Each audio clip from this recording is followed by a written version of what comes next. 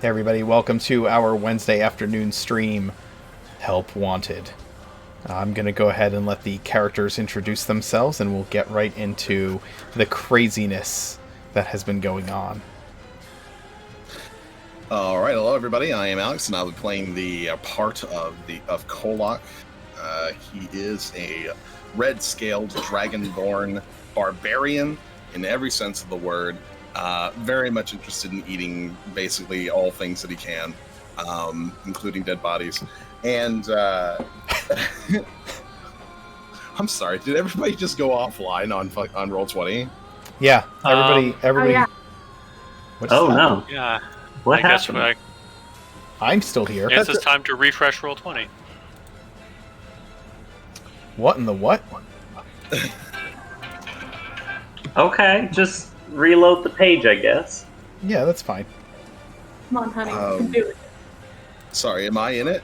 Or... You're there. I see you now. Okay. Alright.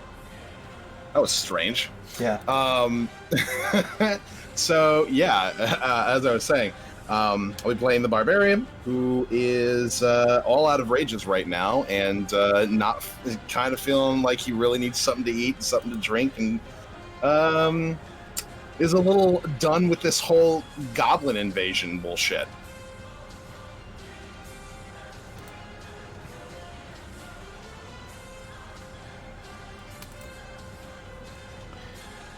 Sorry, I literally just received a phone call from my mom. It's fine. My name's Chris. I play Sentry, the reawoken Warforged Legionnaire, thrust into a world familiar yet unfamiliar to him. He is busily trying to search for his new purpose now that he is back among the living. My name's John. I'll be playing Ty, the human monk, who is very, very tired. My name is Fiona. I'm playing everyone's favorite Oathan exile, Talus Ellison, who is just recently graduated to the College of Bone, a homebrew necromancer subclass for the bar. And Talus is doing fine. I've got plenty of spells. Have you not been using spells in this whole time? I've been using some, but listen, I'm the only healer. I gotta keep those things around. That's true. That's definitely some back pocket shit right there. I'm Zoe. I'm playing Lucy, who is a ghost possessing the body of the assassin who killed her. And yeah, she'd also rather be asleep right now, but Mark's mean, so here we go. It's my job. You have no idea how mean I am. Just wait. I mean, totally not mean. Alright. When we last left off, Lundy, you can talk, right? Your screen, your camera's frozen on Roll20, but we can still hear you. Yeah. Oh, Yeah, for me too. gracious. Yeah. Alright, let me refresh real quick and see if I can't fix that problem. That's fine. When we last left off, you had just returned to the city of the town of Ridgefort to find that it was overrun with hobgoblins, goblins, and bugbears, and that the members of the town were running into the fort that it is named after, sitting on the stone outcropping that overlooks the stream across the village. A large, flying gargoyle breathing fire has been belching out flames at the fort, but it looks as though it is more toying with the people within than actually trying to harm anyone. You were able to sneak out of the fort through an old tunnel that led to the stream and rescue a group of villagers that were threatening to be overrun as they fortified themselves within the Temple of Morrigan. Getting them back into the fort, you collapsed heavily onto the ground, sighing with the hope of rest while this continued, when the Priestess Orica called forth for your help once more, because the mill and the grain that is what's left of the town's supply is being threatened. Probably purposefully so. You've agreed to go and protect the mill and do the best you can. And so you have two choices that stand before you. Go out the front gate, take the shorter path, but have the enemy be aware of you, or sneak through the tunnel and take the path that's twice as long, but hopefully evade any kind of contact with the enemy until you get to the mill.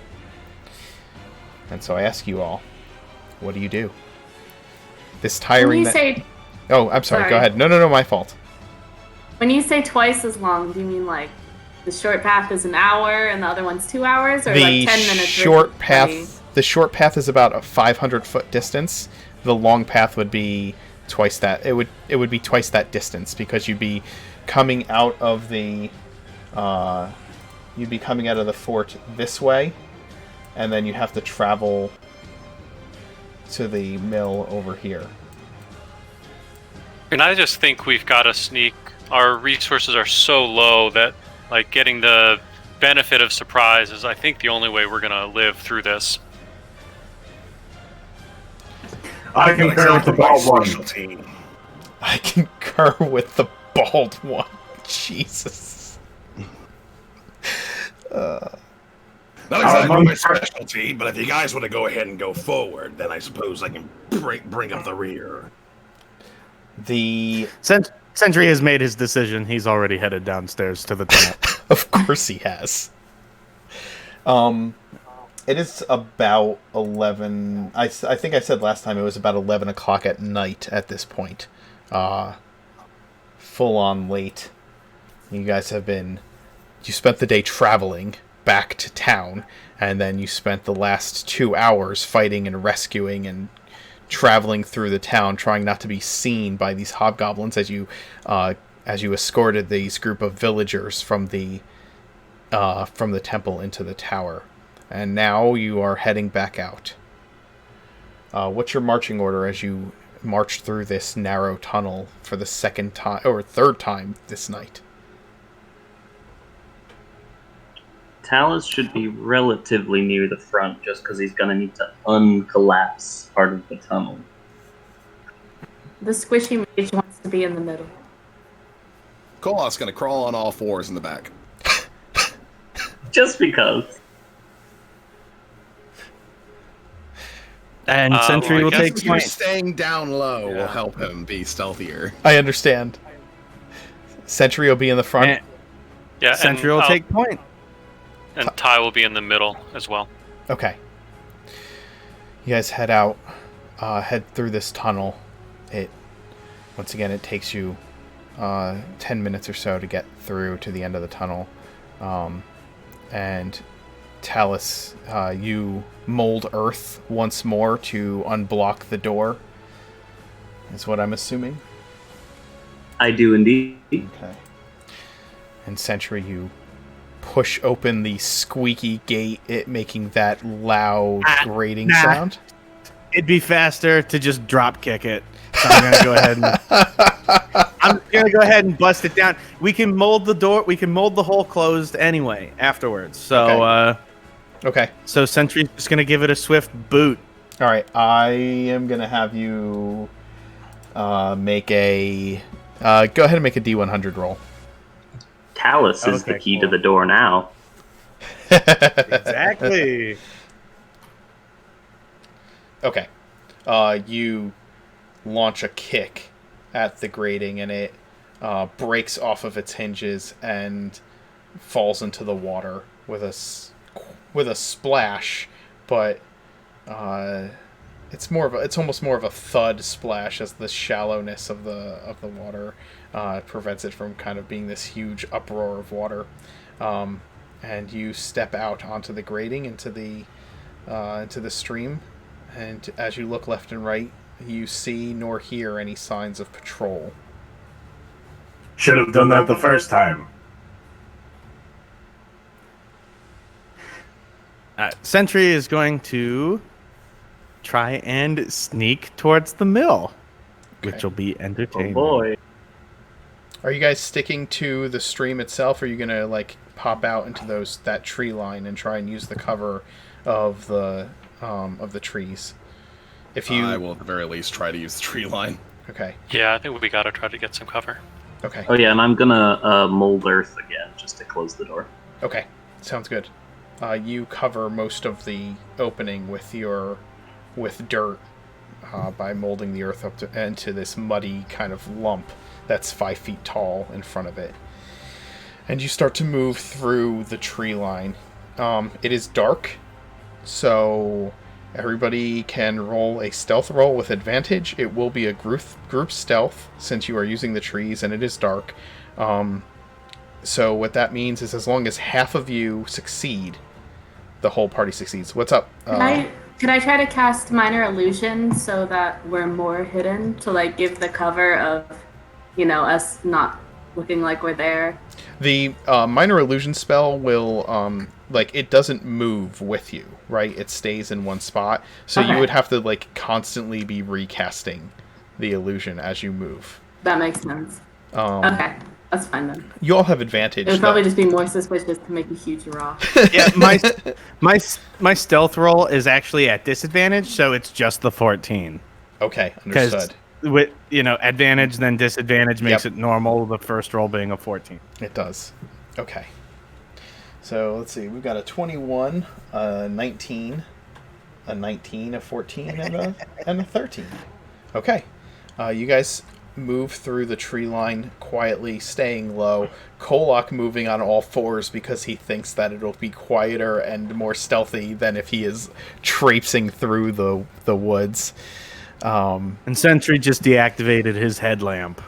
As Kolak moves on all fours, it's kind of like strange. It really is like a beast. Like his body does not move naturally like a dog. It's like his body's slithering around on the ground as he just kind of like puts one claw forward and just kind of brings his body up with it. It's a little strange. His tail's just sort of like swirling behind him. It's almost this. It's this very reptilian movement. Yes, Nice. very janky. You move through the first set of trees and come to the break where the water is. Give me a perception roll as you are at the front of the line.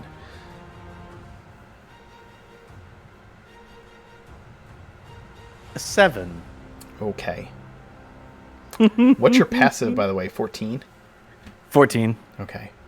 You come to the edge of the tree line and the water, and you don't notice the patrol of goblins moving through the stream until they're right up in your space. You guys are still hidden in the tree line, but you're about to step out when they just move right in front of where your party is standing in the tree line. There is goblins in the water looking around frantically.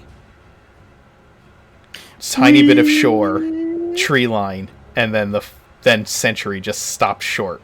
What are you going to do? There are 4 goblins in front of you. My sword appears in my hand. I raise it above my head and aim to charge towards the goblins, unless anybody stops me. They haven't seen you yet. Ty just puts his hand on Sentry's shoulder and be like, just chill a second. I'm going to roll a perception check for the goblins. Just try to whisper that as quietly as possible. Alright. Very well. Let's see what the goblins do.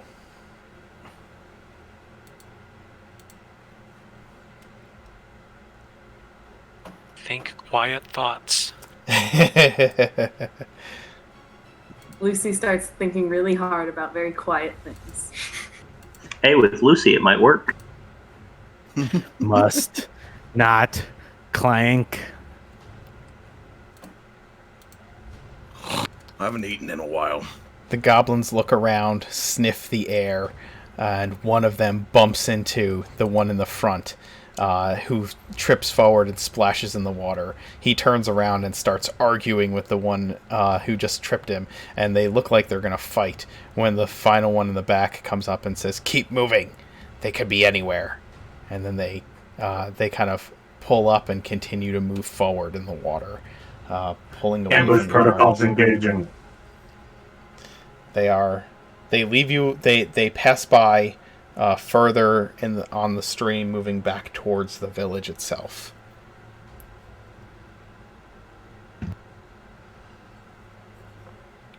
They have not noticed you. Hey, we did it. All right. Well, our objective is the windmill, so if they're not going there, then we're fine. Yeah, they rolled a 6 perception. Oh, goody. They were completely oblivious. Sentry's gonna wait until he gets a tap from the stealthy guy. Yeah. So I guess we'll wait until they're like well around the corner. Okay. You know, around the bend, can't see them, and then you tap for Sentry to keep moving. yeah. And then I guess we're gonna cross the river into the trees again, and then pause again at the road here. Yeah. Okay, give me another stealth check as you guys all jump across the stream and back into the tree line. Do we have advantage on this one? You do. It's still dark. Okay, It's the middle of the night, so great. it's dark. So Great. cool. You guys hop across the stream, being careful not to land any of your footballs into the water and make a splash. And you get into the next tree line. You move along towards the road. I need the leader to give me another perception check as you reach the road. Oh, damn! Double Nice! 20s. Nice. So that's extra, right? Like you just get X-ray vision for a second. Sentry, some protocol in your head triggers for just a moment, and it's almost as if you have like night vision goggles that turn on for a second. And you can see clearly up and down both sides of the road. There's no goblins on the road, but you can see that up at the bridge, they have a group of bugbears watching the bridge, guarding it on the far side of this road. What do you all do? Bugbear's up by the bridge. You guys are probably, if you crossed here, you're probably somewhere around here, right? And I think I have a way of measuring things on here. Yeah, there it is. So they're less than 100 feet from you.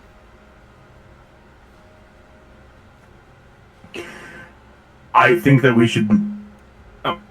Sentry does his little, like, it's like he can't whisper, but he tries. I think that we should move further down the tree line away from the buggers. Yeah. Yeah, I agree. I think that we could maybe go like this. Well, this is the windmill, right? Oh, here, hold on a sec. That's the mill. We can't plan. That's the mill. It might be easier for us to engage if we stay along the mill instead of cutting through the trees or into gullies and rivers. It'd be a terrible idea to stay along the tree line that way. Because then once we actually get to the mill, well, we'll have to cross the river in order to get to anybody, and then, well, that coming from through the river is going to kind of signal our attack. We're going to lose. So try all to come sense of around surprise. south around these buildings. I propose using the buildings as cover. This might be wise. I can use magics to provide distractions if needed, as I believe Lucy can. Okay. Comrades, you look tired. Please avoid using magic unless necessary. I think I can handle tiny spells. I don't know why everyone keeps saying this. I don't feel particularly tired at all, actually. I'm All right. feeling fine. So, So Sentry's going to go ahead and turn south and cut across this crossroad right here. Okay. Give me a give me a new stealth roll as you cut across the open space. That is a 9 from me. That is a 9. That's fine. Oh, I did bad. Well, you have advantage. I do. You guys cross the open space and get to this second building without much problems. But as you look ahead down this row of buildings, all of them are on fire. Lighting the How area close is the before you. river from here? You kind of saw it. They're smoldering fires, okay? You saw it from the tree line. It's not like this area is brightly lit, but you're going to have to move in the shadows of the fire. What's that? How far across is that? Like how far? Yeah, how far from the river? Yeah. There you go. So 18.4 is 100 feet. Yeah, I mean, So these call it. houses are less than 100 feet away from the river. Right. These two are these. Everybody's measuring things. That's amazing. So Honestly, from I where just you're did it at 'cause to I this thought it was house, fun. yeah. From the house you're behind to the next house is 100 feet of open space that you have to cross.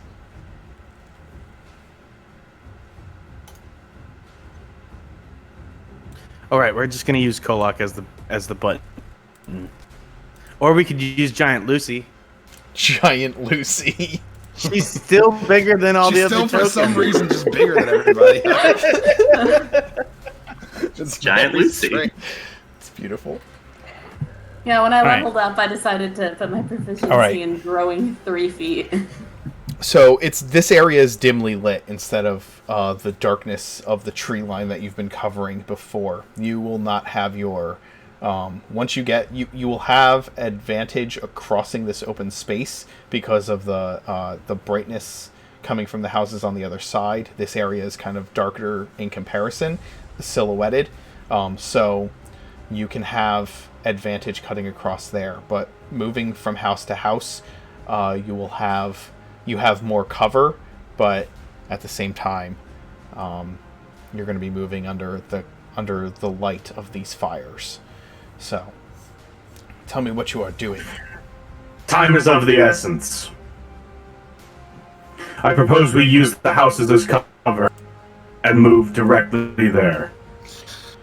We Let's can't see. wait too long by taking the long way around. This way is going to cost you, if every 20-ish is 100 feet, this is going to be almost 300 feet just to get to there, going straight across. Right? All right, so about a minute Yeah, about for everybody but Ty. No, about a minute moving at a normal pace, but if you're sneaking, it's double. So it's about 2 minutes. It'll take you 2 or 3 minutes to get across all of this, which in a pitched battle is a long ass time. Yeah. All right. So we gonna Yeah, let's go for it. On my mark. And I start. moving. Okay. Are you trying to sneak across the open space, or are you just going to rush it? Well, is there anybody in the open area? Not that you can see. No, I'm fucking dashing. Okay. Dash across the space to the next house. I'm a RoboCop run. Yeah. Choo. Yep. Okay, you guys book it across the open space to the next house, and as you kind of rush over and slam yourselves against the wall to get cover from the house itself, you can hear goblinoid voices on the road on the opposite side of the house, shouting. You hear the sounds of a bugbear's voice. You know it by now, as you've heard them in battle multiple times and all throughout the night, and you can hear him say, "Burn the big house. Let's bring it to the ground. We've gotten everything we can out from inside it."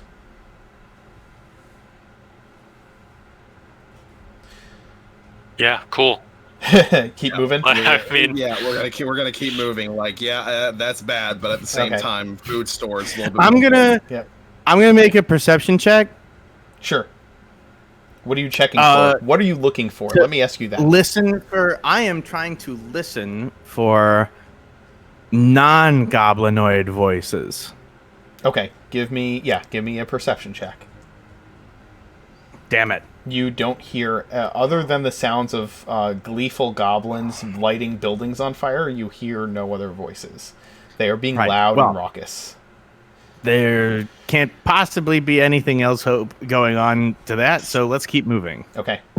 Give me another stealth roll to get to the furthest house. This one? The one all the way over here. I'm going to let you get all the way past that gap. Yep, give me a stealth roll for the whole thing. It is not with advantage. 9, 8, 14, 10, 22. And 4. Oh, if it's not at advantage, then it's a 12. No, Oh, because it's disadvantage. Because I've got disadvantage, yeah. That's way too many. That's way too many rolls. Hold on. 8. We have 8 from Lucy, 12 from Sentry. 10. That's the right number. Yep. 8, 12, 10, 22, and 4. As you cross the gap, the big gap between those two houses, you attempt to move in a quiet and stealthy manner. And as you get to the other house, coming around from the other side, you come face to face with a patrol of 4 goblins. You guys just kind of like run into each other. You're getting ready to cross around that last house to get to the mill, and Sentry peers around the corner to see what's over there, and as he does, that group of goblins comes around the corner at the exact same time, and you are caught face to face with the enemy. Can I immediately leap forward and breathe fire on him? Yes, you can. I will do so. DC 13 dex. All right. Let's make some dex saves for goblins.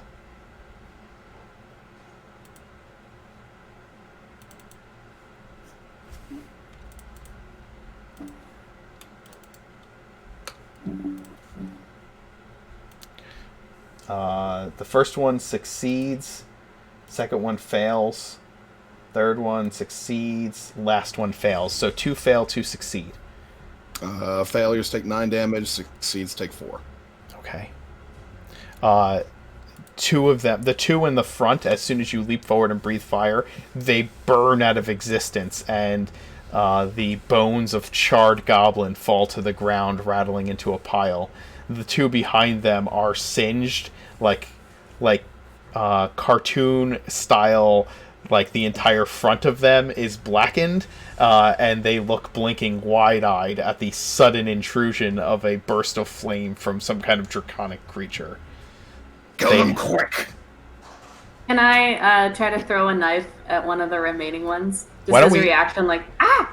Yeah, go for it. And then let's roll initiative for the last 2 goblins. They're not going to survive very long.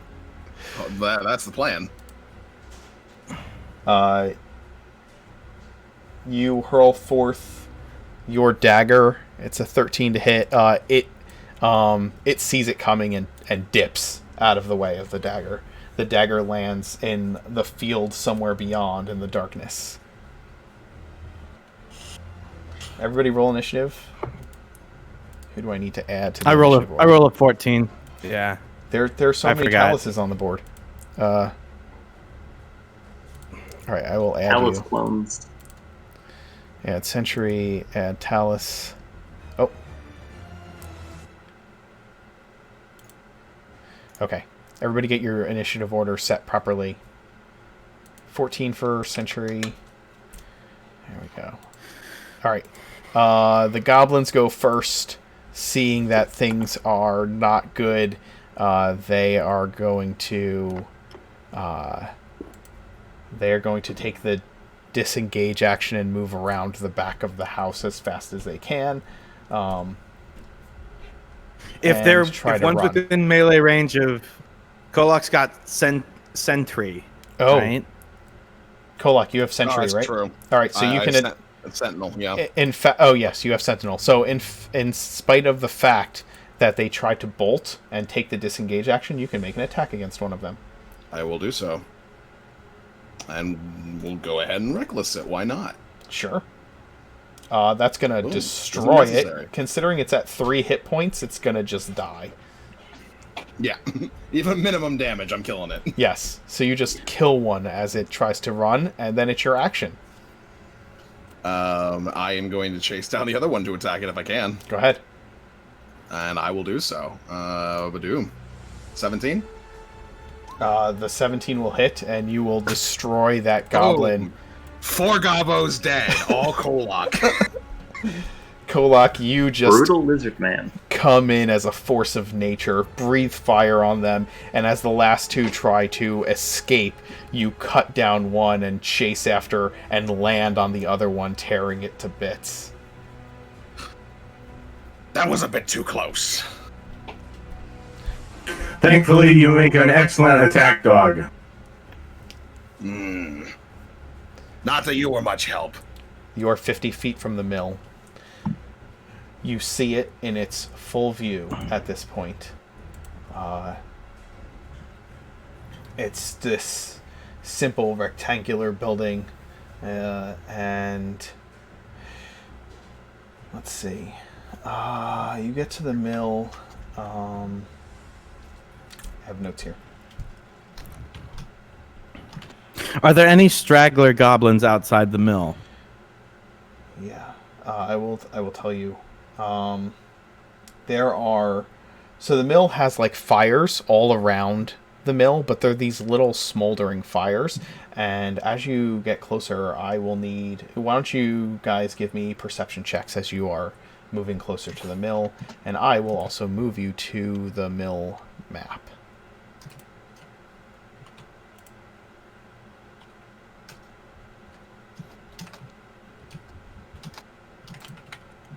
Alice got distracted. Talus wasn't paying attention. He was thinking about goblin bones. He always is.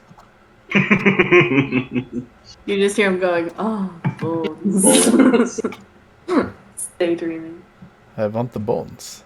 I just want the bones. I don't see what's so weird about this.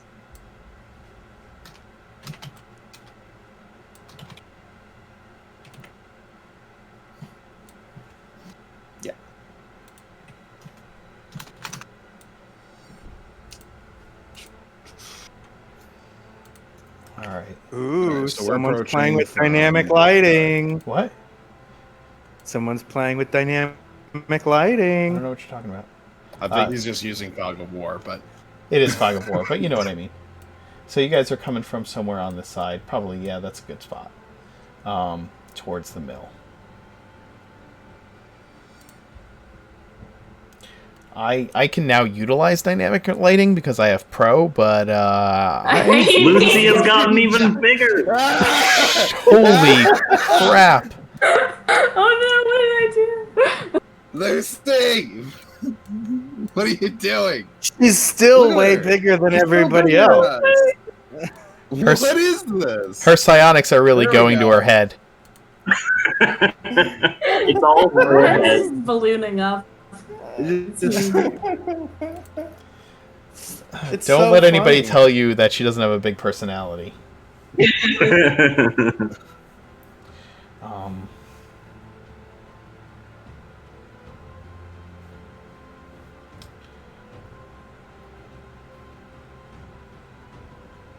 okay, so you have made a perception check, right?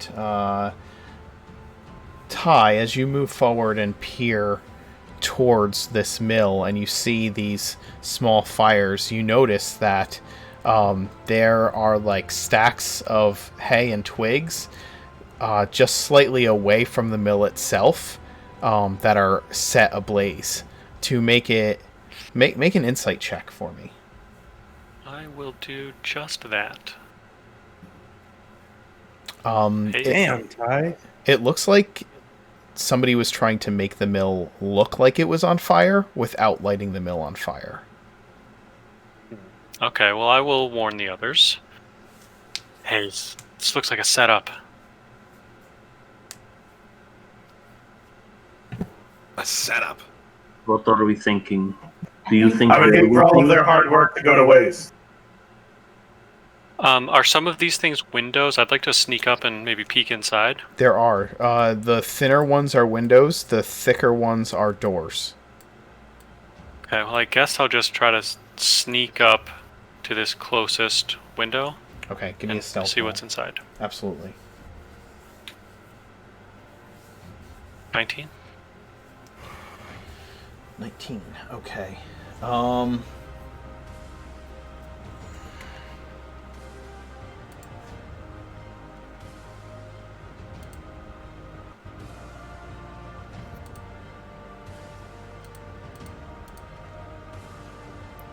Doggo.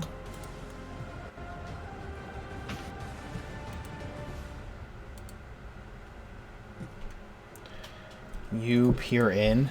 Ty, you are looking around.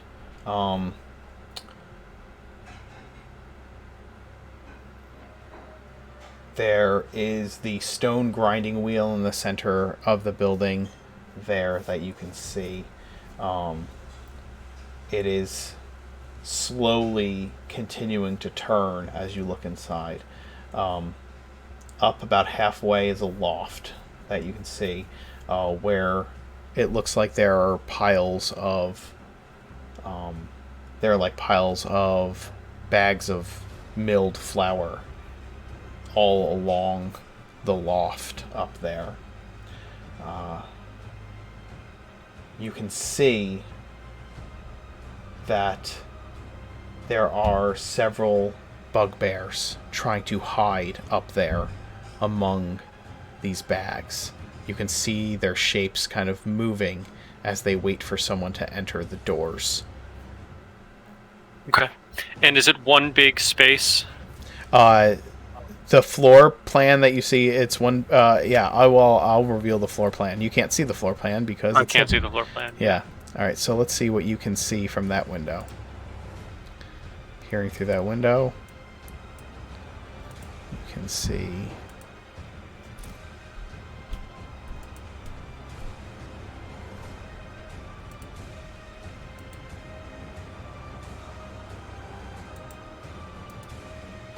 That is what you can see from that window. And so the hidden people are up in this loft here. Yeah. I'll put the bugbears Somewhere, on okay. there. I'll put the bugbears in there. Okay.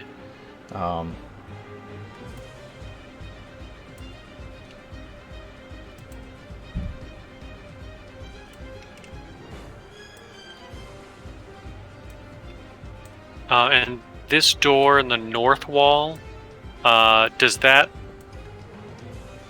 this all at the same grade? Like, does that door go underneath the loft? Yes, the door goes underneath Okay. the loft. That is correct. So you see 4 bugbears up here on the loft. Kind of trying to crouch low and hide among the bags of flour and things like that. But they are doing an awful job of it right now. Or you would think that somebody who's less perceptive than you probably wouldn't have noticed them, but you catch glimpses of them as they are ducking down low and getting ready for whoever's going to come in. Okay.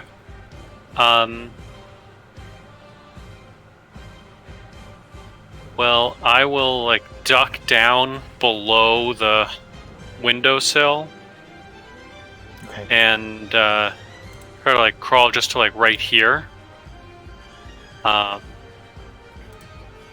And kind of wave the rest of the team over. So I think it looks to me like they don't have line of sight to this area over here. And I will describe what I see, what I saw inside. Okay. I've got a pretty decent idea then. Hey, Century, remember what we did back at the bandit camp? I do. reverse roles. You go in through the front, we'll go in through the back. Very well. This is a sound plan. Okay, again. So this window here, does that window go underneath, or is like the side of the stairs? Looks like probably underneath the loft. That is underneath the loft. The window is under the loft. Oh, I turn to Ty. Did you see anything inside that could be used as cover once I'm in? Yeah, I'll say that he could go to the right, flip a table, or go to the left and crouch behind some crates. Cool. Very well.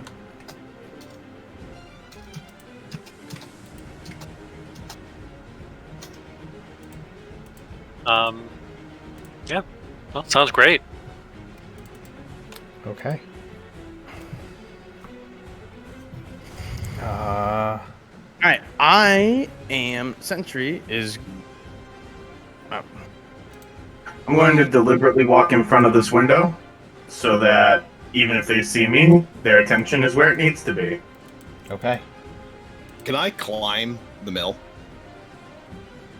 Do you have a climb speed? I mean, you can, even if you don't. It'll just take you longer. I do not have a climb speed right now, no. Okay, so it's... you can climb the mill. It's 2 stories, so it'll take you... you'll have to dash to get to the top, essentially. If that makes sense. Use your action and your movement to get up to the top. That's what I'm going to do. Okay. You are on top of the mill. All right. My goal right now is to kind of like direct the other 3 to go towards the other entrance around, like up here. Sure.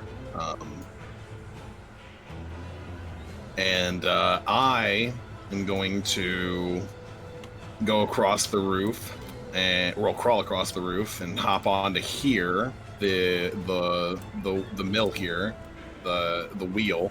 Okay. And use that to get inside. Interesting. Okay, sure. Give me an athletics check. Okay.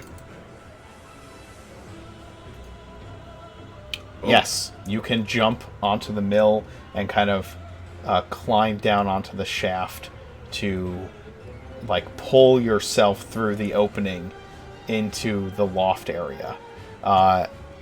If you are trying to do it sneakily, I will also need to stealth roll to see how easily you can slither in.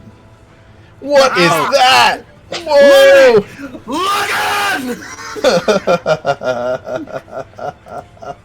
Amazing. All right. As soon as he disappears up there, though, Hey guys, I'm just gonna go ahead and. I'm sorry, I just got to jump in. I've got a contractor showed up here. I've got to step away for just a minute. Okay. But Ty is just going to either hide or put a sling bullet or something. I'll catch up when I get back. Thanks. Okay, sounds good. Mm-hmm. All right. Why don't we? You deliberately walk past that window, correct? Which door are you entering into, Century?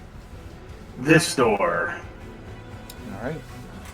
I will be bursting forward and getting behind and flipping the table in order to take cover behind it. All right. Why don't we all roll initiative and see how this shit show is about to go down? Oh, hold on! Don't roll yet. Give me a second.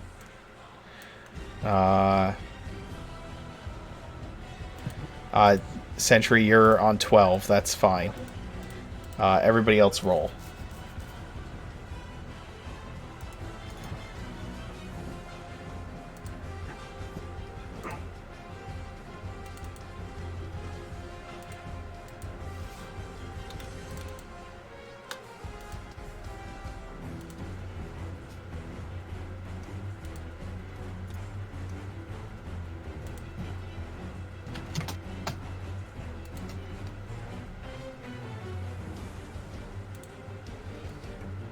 Okay.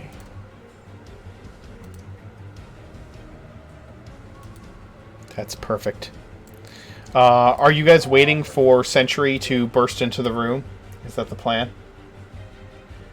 think I am. Yeah. Okay. All right. I So think Talus Sentry, is preparing.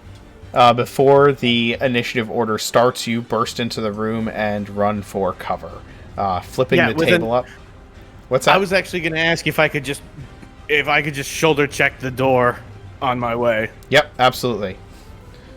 You do exactly that. You burst through the door, breaking it down, and run into the room, flip the table up and get behind it, ducking for cover, and that initiates combat. The bugbears. Can I fire my crossbow in that same round? Make one shot for the crossbow as you run in. Your crossbow bolt goes wide as you are running and ducking and weaving and getting behind that table, kicking it up. And it plants itself into the wall behind one of the bugbears. Suppressive fire. Yes. Kolak, Basically. it's your action. Alright, so I'm gonna hold my action for all of them to go ahead and attack Sentry first. The moment that they do, my goal right now is to come in through here and start beating the hell out of this bugbear. Okay, so are you readying an action to attack when they make their attacks, or are you holding your action until after the bugbears go? I'm readying action to attack when they make their attacks. Okay, understood. Lucy, Sentry has burst through the door in the room. What are you doing? Does it seem like the bugbear's attention is on him pretty clearly? Like, does it seem like I could get in the lower door without... You are... you're not inside the building. You don't know. Right. That window that's right there is underneath the loft, not over it. So you're looking at... You can't see the bugbears from where you're standing. Well, I guess I'll move to the window and I take a peek inside to see if it would be... Alright, so everything where the bugbears are, this loft area, this whole area is up above those windows in that door. I get that, but I can see Sentry, right? You can see Sentry, yeah. He is ducking behind that table in there. Yep, you can see that. Absolutely. Okay. Can he see me? What's that? I want to be like... I want to look at him and be like, hi, what do I do? Do I go in? Right. Don't you have telepathy? Oh, right. It's a good thing I play a stupid character, because that was beautiful. To be good at everything. Yeah, I'll speak into his mind. Lucy's mind comes through, her thoughts come through asking you if she should come in. I believe I have their attention. Engage when ready. Great, thanks. Also, if you want to chat or if you're bored or anything, this goes on for 8 hours now, so... You can guarantee it. Your mind is not private. I find myself bored quite often. Thank you for asking. You know, me too. I wonder why that is. So yeah, it takes pretty much all my movement just to get to the door, though, right? Mm-hmm. Or is that incorrect? Because I started it. But opening it is part of... That's your move action? Okay. Yes. You would still have an action. Then I'll open the door. The door's locked. Great. Break the door. I guess... This didn't come up with Sentry because he literally just shoulder-checked his way through the door. I'm gonna copy him. I'm gonna try to shoulder... My 5'2" self is shoulder check that door. Give me an athletics roll. You shoulder check the door and stop against its wooden form as you slam your shoulder into it. And He made it look so easy. he's a giant metal man. It might be easier for you to go through a window. Well, I'm out of movement. So that's Because I just imagine in my head I would hear "Hiya! Go! Oh!" Yeah, exactly. The telepathic You made it look speech. easy, Sentry. All right. I am quite heavy. Do you want to? I don't know if you have any way of trying to take care of the door otherwise. So, Talus. Yeah. Okay, Talus is going to learn from the mistakes of his pals. He's just going to go to the window here, kind of duck his head out. Okay. From the window, does he have any line of sight on any bugbears? You're trying to look in through the... Oh, you're just trying to look through the window? Yeah. If you get to the other side of it here, you'll be able to see all of the ones up on this side, up here.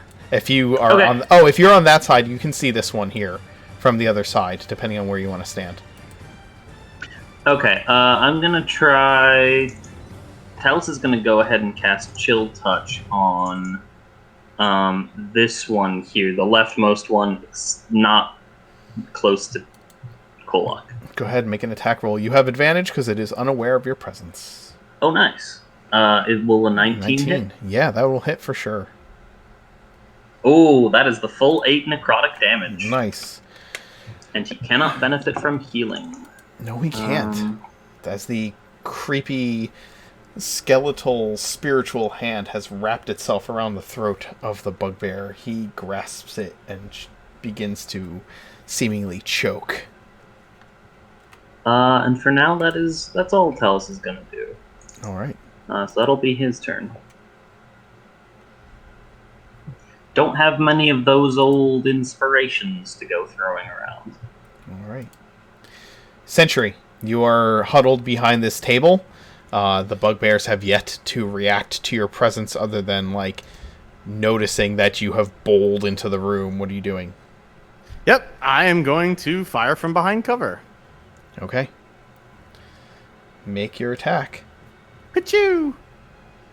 That is going to miss again as you hit one of the bags of grain, and it begins to spill out down off the side of the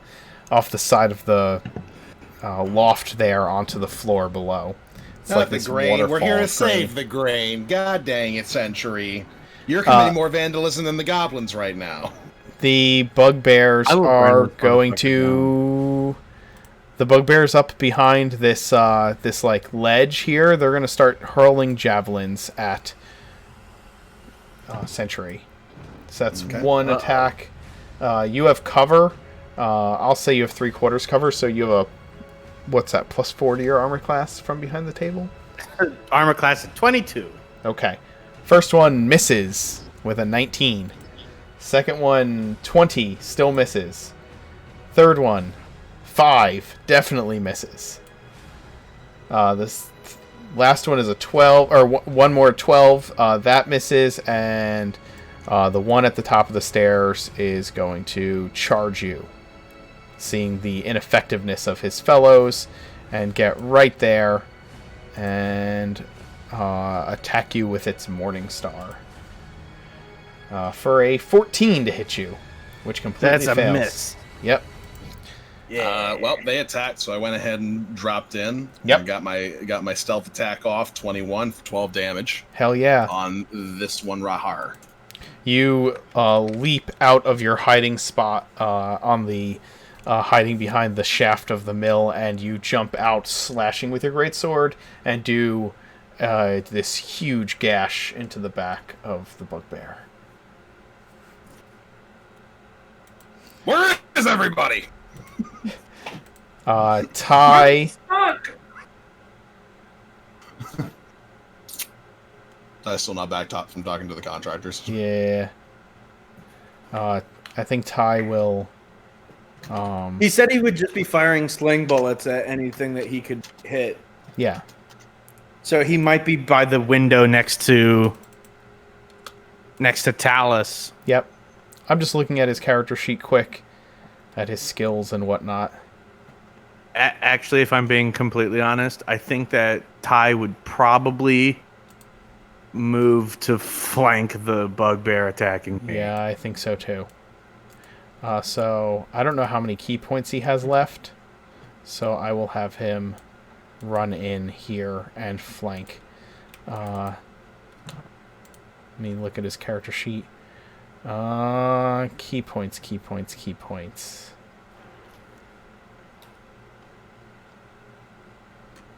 He has 0 key left, so he's just going to dash and flank the bugbear attacking you. Kolok, it is your action. Okay. I'm going to go ahead and continue attacking this guy. Go for it. Go ahead and do another good old-fashioned boom, boom, chow. Another 23 to hit.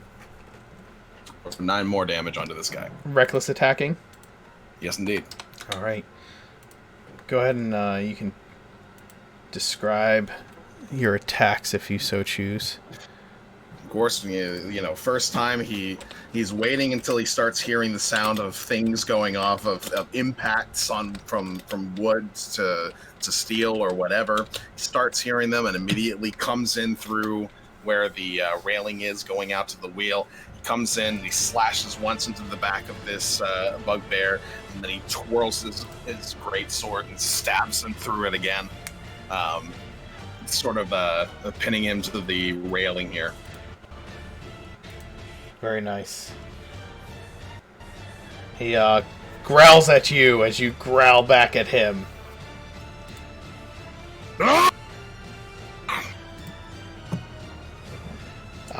Lucy, you still have a locked door in front of you. Great. I guess I'll go over to the window and I'll just kind of throw my crossbow through it to break it. You don't need to throw it. You can use the crossbow and just... No, I like being dramatic. Okay. Is that a thing I can do?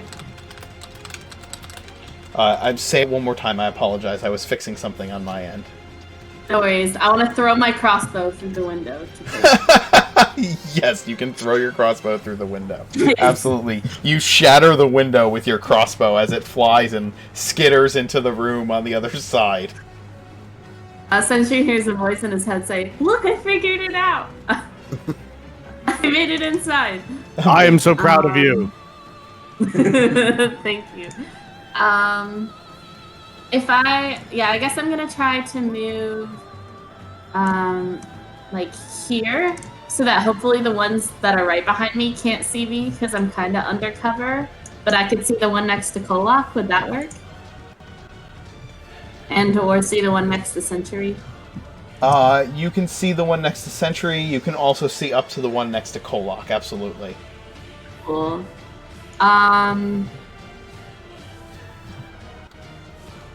Kolok's alone, so I guess I'll go after that one. I'll just do a classic little mind sliver. Classic mind sliver.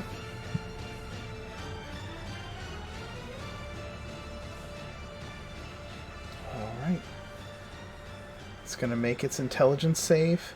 I'm going to do this because I found that it's helpful. In the last few games we've played, I'm going to color code our enemies so that it just makes things easier for me. Oh, that's smart.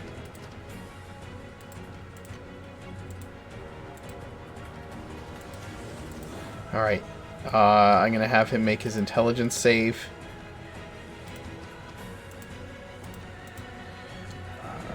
And it fails its intelligence save. Which color one was it again? Just so that I can... The red one? The red one, that's what I thought. You send the mind sliver through the red one's mind, and he goes from growling at Kolok to screaming in pain in his face. And suddenly the bugbear's eyes roll up into the back of his head. Blood begins to dribble out of his ears, and he falls to the ground shaking.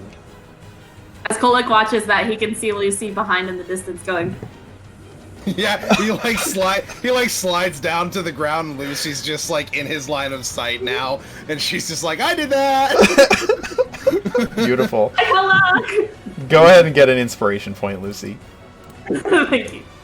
Tell us. All right. I see no reason to let poor blue boy rest. I'm gonna send another chill touch after him. All right. Ooh, and I think that'll hit. That will absolutely hit. Give me the damage for that chill touch. He takes the you see your ghostly hand that has been wrapped around his neck, it's slowly begun to fade as the spell dissipates, and suddenly you send more power into it, and it reaffirms its grip, coming back into reality from the weave, and you see the bugbear choking further. You don't get to breathe yet. Sentry, your team is doing what it do. I'm going to drop my crossbow and summon my greatsword as I slash at the one engaged in melee combat with... You don't have robot voice on, by the way. I know. Yeah, I know. He's testing out, just not using it. Gotcha. All right. Mostly because I feel like it's too generic. I can't do any, like... And it's a lot of button pressing. Anyway. That's fine. Whack.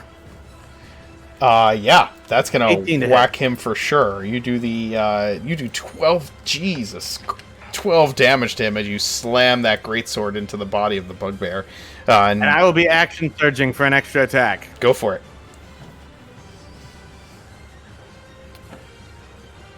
That is 11 more points of damage. He is alive, but just barely. You've cut deep into this bugbear. Tell me about what happened.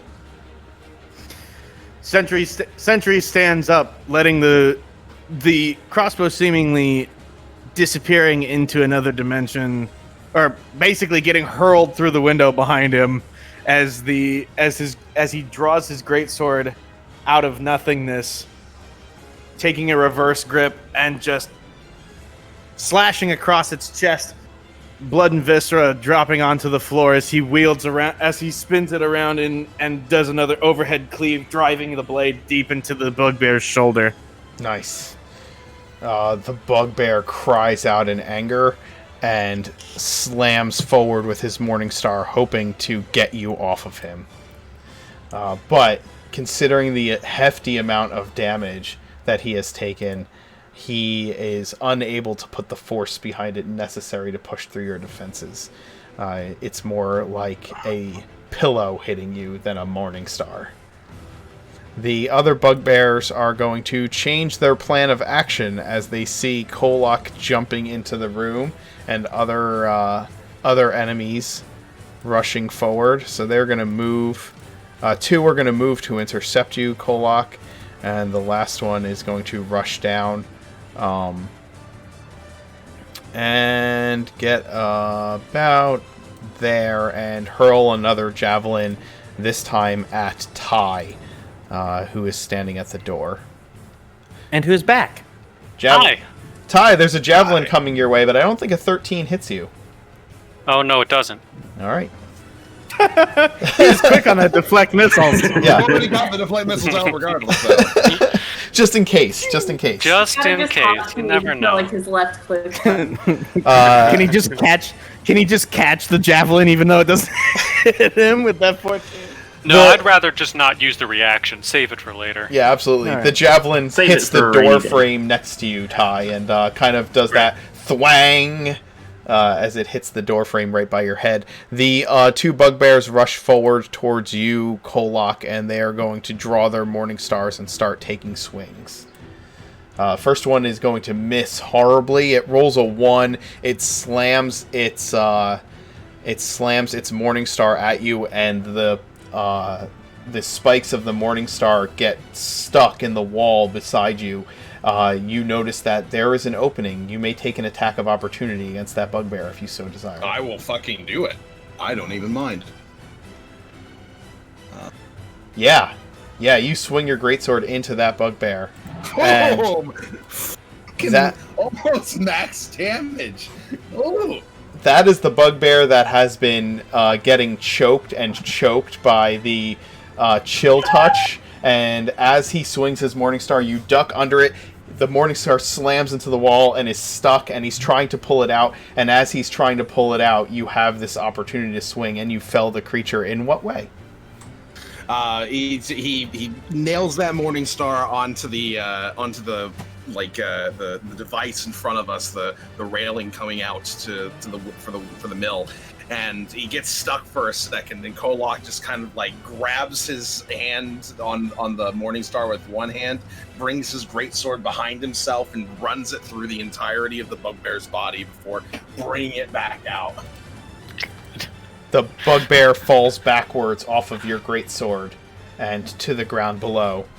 The second one, seeing his companion fall so easily, attempts to hit you with his Morningstar. Okay. 13 is not going to do it, though. These guys are missing like crazy. The plan worked, guys. Ty, it's your action. Okay. Can I flank this purple bugbear here with Sentry? You certainly do. Excellent. Well, I'm gonna smack him for 8 bludgeoning with the first unarmed strike. Then I will bonus action unarmed strike again for another 6. Nice. All right. You Notice I didn't say non-lethal this time. You tell me what happens as this bugbear falls, Ty. Oh, I guess I'll just the second unarmed strike. I'll just like choke him out and lay him gently on the floor there as I come into the room and take some cover behind Sentry. All right. He is choked out and unconscious, and then you get behind the big metal man.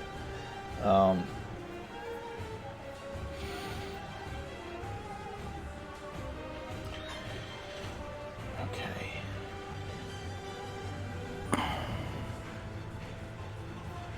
I'm just checking on something right here. That's not usually good. I didn't start a fire in here, so we should be okay. All right. Didn't start a fire in here yet. Kolok, there's one more. There's one more bugbear in front of you. What do you do? 2 things. One, I'm gonna go ahead and bark at him. Now would be a really good time to run, and then I'm going to attack him. Don't even give him yeah. a chance to run. That- So rude. That hits, and you slam your greatsword into the bugbear. He doesn't. You don't know if he's showing signs of running, but he's still standing pretty heartily. He hasn't taken any hits till this one. Lucy? Yeah, but he's also got 3 dead friends. He does have 3 dead friends.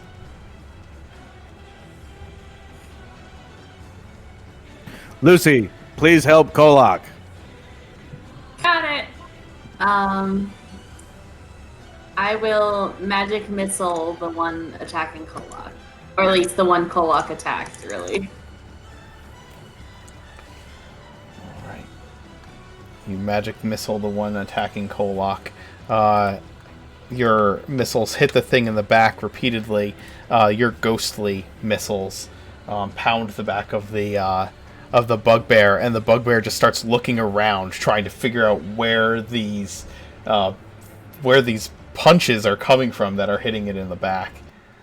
He's trying to look very nonchalant, like, just checking out her fingernails. Yeah, Whistling. She's just like, she's in the middle of a fight, and she's just like, it's not me doing it.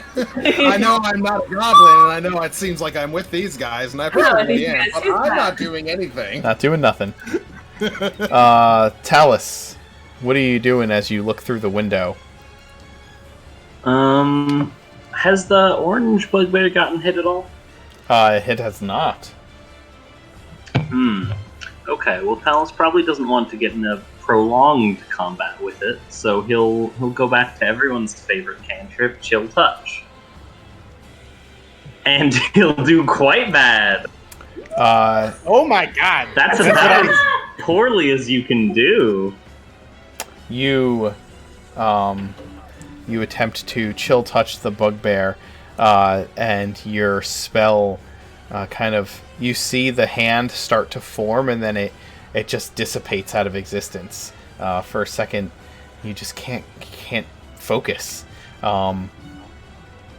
Give me a perception check. Oh boy.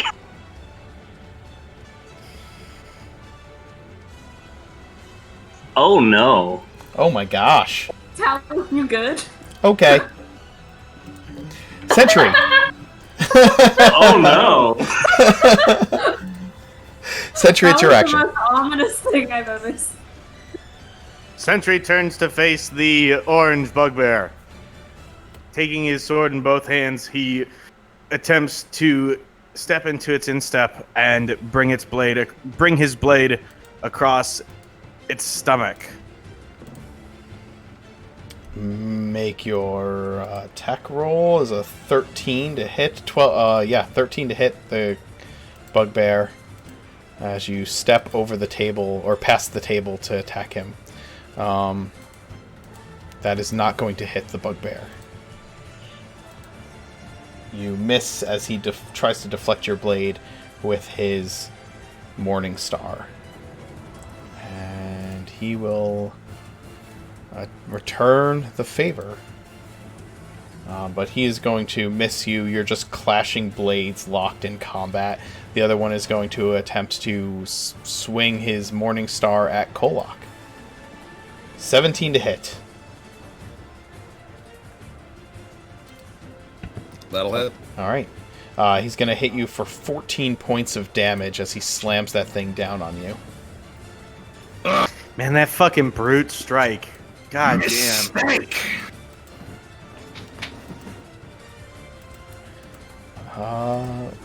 Roll 20. Why are you being this way? Hold on. Oh, there we go. I think. Maybe? Oh, I see what's going on. Okay. Alright. Ty, it's your action. Okay. Well, I will hop around here and make some unarmed strikes. I bet the 11 is going to miss, but I think the 20 should hit for 7 damage.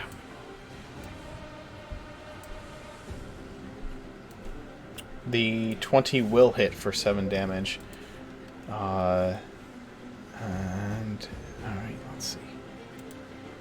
20 hits it. It takes the 7 damage as you unarmed strike him in the back.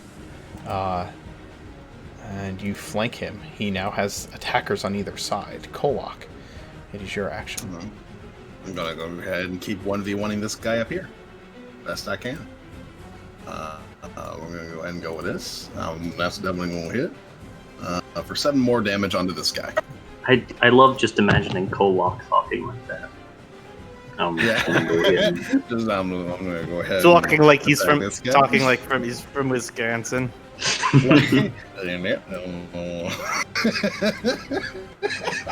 Don't you know? Don't you know there that like he's Canadian? Like all of a sudden Kolok's Canadian after he's been That's said. what all the dragons sound like, actually. Today, Yeah, Mark yeah. hasn't confirmed it. Terribly It's a big sorry, reveal. but I'm gonna have to hit you with my sword, don't you know? Yeah. Minnesota. Awful. Awful. We The, all get reverse inspiration. the bugbear takes the hit for 7 slashing damage. It's still standing, but it looks like it's on its last legs as it stands before you, Kolok. Lucy, what are you doing? I guess I will just do a classic Mind Sliver on the green one. All right. The Mind Sliver is, let's see, his intelligence save. How smart is this bugbear? Well, an 8 is not going to save. It is going to do the same thing that happened the first time with the first bugbear, as Lucy once again siphons the last little bit of life out of the things that you are Lucy beating is to death. Fucking kill stealing. She's just straight kill stealing right now. Well, this Yeah, I is- don't mind. 80 I killed carry, one. everybody. all right. Ty, I need a perception check from you as you're standing from where you're standing. Oh dear. 14? Ty or Talus? Ty. All right. let's see.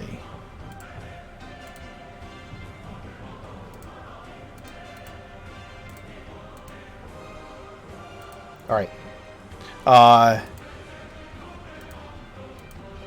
You stand there and you rolled a 14. The bugbear before you shows no sign of relenting, in spite of the fact that he is currently surrounded. Talus, what are you doing? Sorry, which one of y'all got hit again? I lost track. What's that? Oh, Which one of my good friends got whacked by a bugbear? Kolok got hit. 14. Kolok got hit. Okay, so I'm just gonna start with a quick healing word for Kolok. Everybody's Pretty good. everybody's kind of injured, right? Or is Lucy not at all injured? No, I'm injured. I have 19. Everyone's at least a little bit injured. Yeah.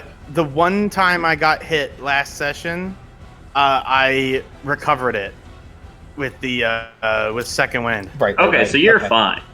So I'm the only one that hasn't taken damage yet. So you've used now your second wind and your And my action surge, yeah. Okay. All right. Then Talus, upon his apparently not ever reliable skeletal hand, he's gonna bust out his longsword and just smash the window with the pommel and run up Throw it. for an attack. That's it. You're not gonna throw it. Don't throw the longsword. Hey, Lucy broke a window by throwing her crossbow Oh through boy. it. Oh no, Talus, why? There's too much death. He's preoccupied by the beautiful song. Talus, you come in and swing your longsword, and the bugbear looks at the new attacker. He braces his he braces his Morning Star as you rush forward, seeing you come through this window. And as soon as you go to swing down with your longsword, he smacks your hand with the side of his with like the shaft of his Morning Star, and your longsword goes skittering on the floor out of hand. Hey, that was just rude. It's now here. Yeah, that's going to be my turn, because I sure don't want to provoke an attack of opportunity. Sentry? Ignoring me was the incorrect move. Please kill him before he kills me. Sentry watches as the bugbear foolishly diverts his attention in order to disarm Talus, and takes advantage of the situation, driving with an upward swing his greatsword into the armpit of the bugbear. And I get to re-roll one of those. Yes, you do. Yay! 10 damage. 10 damage to the bugbear. The bugbear is bloodied as you swing and slash at him. Now that he is focused on your allies, his defense is down, and he turns and growls at you angrily. And Bring then it he on, gets, you furry shit. and then he gets a very sly smile across his face.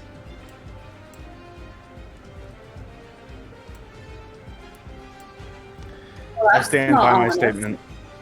Oh, do you want me to make a perception check? Nope. Okay, that works. Oh no, that's somehow worse. What about insight? Meh. I'll be fine. Okay. What's the worst that Great. could happen? Exactly, right? Oh, stop doing what I'm not telling you to do. God damn it.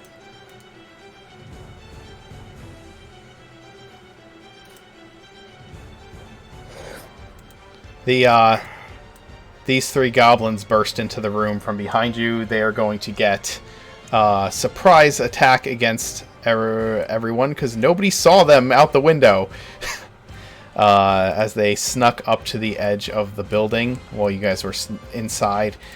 They are dripping wet from the waters of the river nearby, and as the sounds of battle escaped from the mill, they have snuck up and they launched their attack through the door.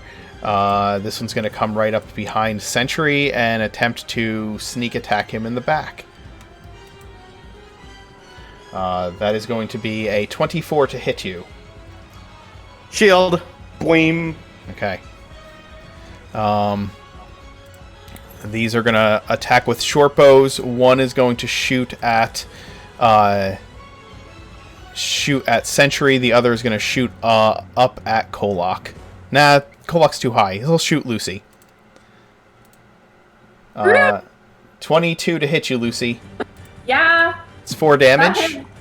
Okay. And that's going to be a critical hit on Sentry. And you're going to take 7 piercing damage from that attack. The Goblin 4 boss. damage. Yes. The Goblin boss behind them is going to move up to surround the metal man on the floor and make a scimitar attack against you. A couple of them. 20 and 15, both are going to miss because you are shielded. Yep. And then the bugbear will attack the disarmed Talus. Well, that's just rude. 17 to hit you, Talus. Oh, that'll do it. You're going to have 11 piercing damage as the Morning Star is going to Oof. crash into your chest. Talus is looking a little winded now. Ty? Okay, well, I'll start with an unarmed strike at this bugbear, the orange one here. Sure. It's 5 more bludgeoning damage Yep. with the AC 21. Absolutely. He takes the 5 damage. He's like wobbling as he Oh stands my goodness. Alright, bonus action, give him another one. there. Sure. That's AC gonna 18. that puts Okay. him down with the last strike. And he falls to the ground with your second attack. Okay, so I'll knock him out, and guess I'll come over here to this goblin. Okay. I'm done. Alright. Kolok. All right, Kolok sees these guys burst through, and he's just gonna let out a roar. He's gonna hop down here. Are you jumping down from the loft? Yes. Hell yeah. And just sword up over the top of his head. He's gonna bring it down on top of this guy right here. Go for it. Boom. That is going Boom. to hit, and you just bring your full Bisect him. weight down with the sword, crashing through the goblin, and he splits in half as he falls to the ground in a heap. Lucy? But that's the wrong goblin. Oh, which one did you attack? I thought the The other one. one, but Yeah. Oh, I'm sorry. I'm sorry.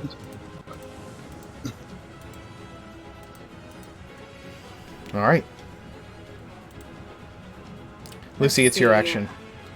Lucy is a little hurt, but she's doing okay. I guess we'll just start with a classic mind sliver. Oh, well, that's really bad damage. But whatever. I guess on the one right next to Century with the different picture. Okay. Mind Sliver 14. And I'll make an intelligence save. That's not the right button.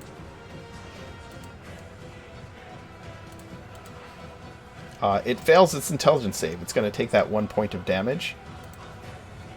And then it has to do the other stuff where it... Or wait. No, So- never mind. And then I'm going to try to Distraction just slam him save. against the back wall, because, I'm a little lanky. Absolutely. You're going to shove him. DC 14 strength save. He succeeds at the strength save and keeps himself planted.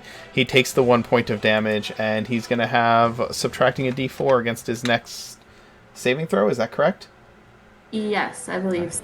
Yep. And then, is there any way I can try to, get, half cover behind these stairs? Absolutely, you can. Nice. I'm going to crouch on back there. Talus, things are not going well for you today. So Talus thinks maybe frontline fighting might not be his best option. So he's gonna run away a little bit. He's gonna go up here. Are you going up on top? Yes, he is going up on top. Okay. And then he's gonna start out with a quick healing word for himself. Absolutely. You get 6 hit points back. So that's I get 9 because I cast it level 2. Ah, yes, I see that. Okay. Cool. And then he's gonna try once more with feeling. He's gonna try to attack the fancy-looking goblinoid next to Sentry with a chill touch. Go for it. It's a little bit better. That's a little bit better. However, that chill touch is gonna not quite reach the goblin as you cast it forward. Ah, dang. Sentry. Sentry overexerting himself, sprints in between these two and activates Thunderclap, and so his gears shift with a mechanical rattle and release a sonic, like a boom, as he jumps into this space in between all three of the goblins. Nice. All right, they have to make con saves, correct? Yep. All right.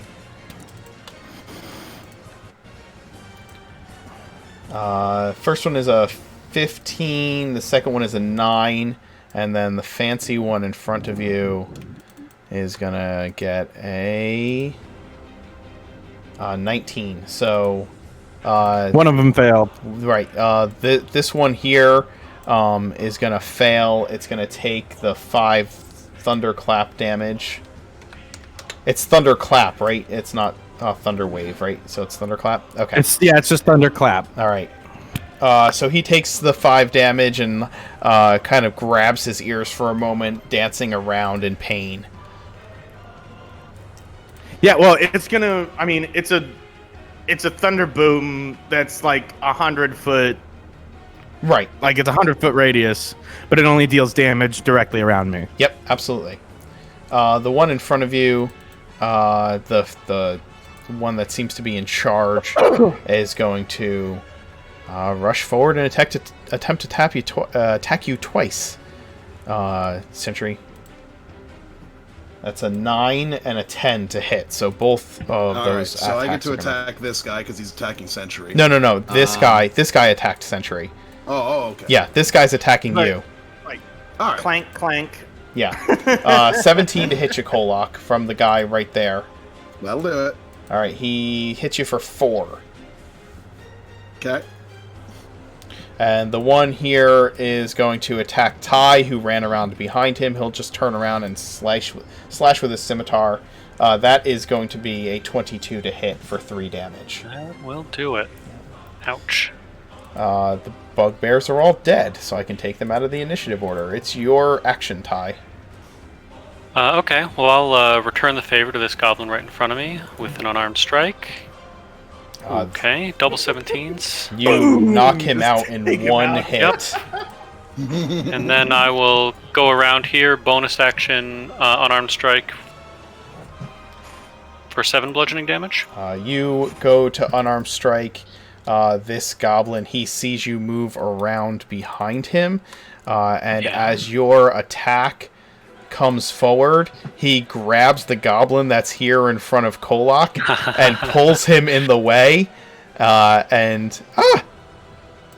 pulls him in the way and shifts position with him, and this goblin gets knocked out by your kick as the guy in charge dives away from you and next to Sentry. Little does he know, he just made a big mistake. Oh yeah, he made a huge mistake. Well, that's me. All right, Kolok, it's your action. Actually, you know what? I am going to finish my movement and just box him in here. Okay. Kolok. Oh, God! My first miss! You go to swing at the goblin, and he ducks under your blow and cackles at you. The little shit. Lucy. I will do a classic chill touch, but that missed. Yes. It falls. It always sucks when you roll like that, and it's like there's a 20 there.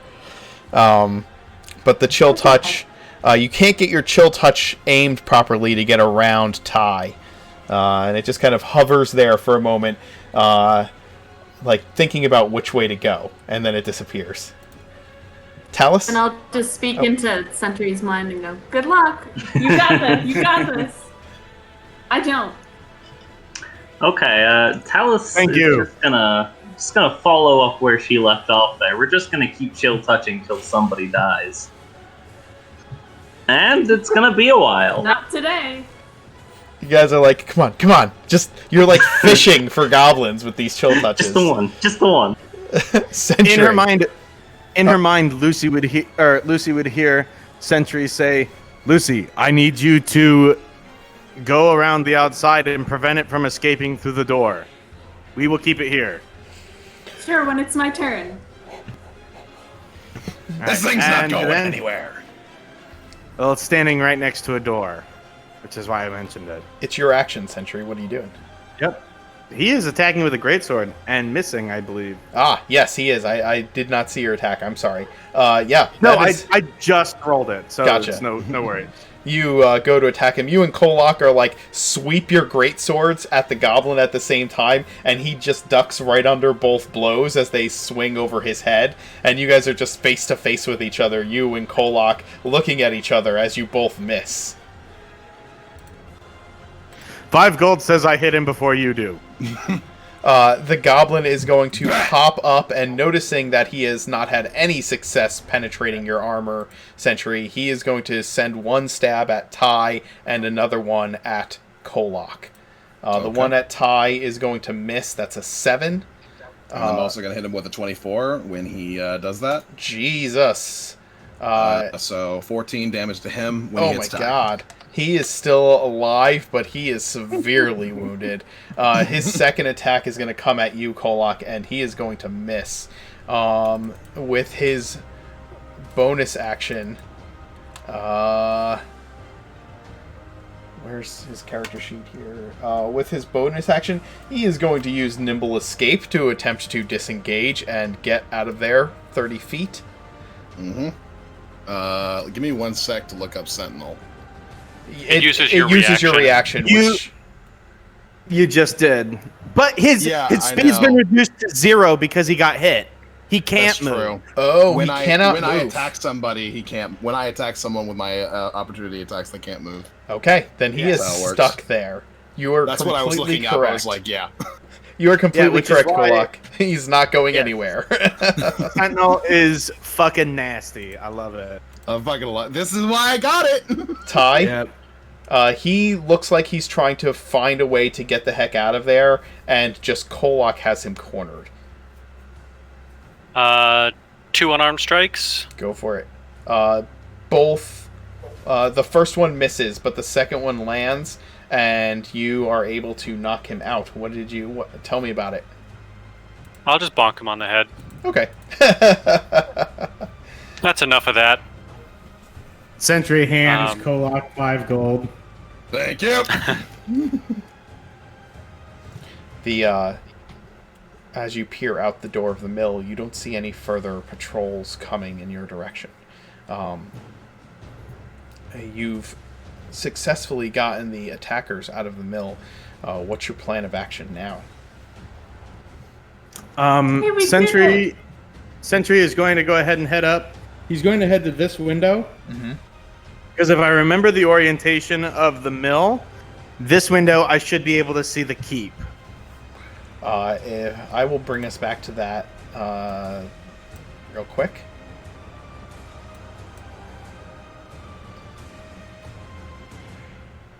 Like you see what I mean? The one on the far side of the wheel. I do. Yep. I should be able to see the keep. How's the keep looking?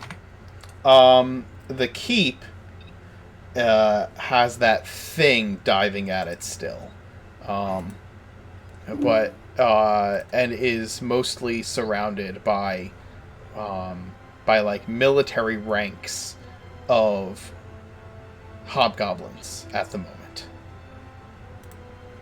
Yeah, I'm so tired. You know, We may have finished. We may have taken care of the mill for the time being, but unless we can get rid of that incursion force, this is not going to last very long. How about we go back there and ask them to leave and use diplomacy. And Well, then I we sleep. I think we might want to clear away some of the burning rubble from around the outside, just in case like the wind kicks it in and accidentally burns down the mill. And we might want to at least take a short rest here and keep watches, just in case anyone else comes out here, so we can recover a little bit before we head back. With Sentry's rest, can I take a short rest and stay alert? Yeah, you can take a short rest and stay alert. That's fine. Okay, yeah. No, let's definitely let's clear some of the debris like Ty said.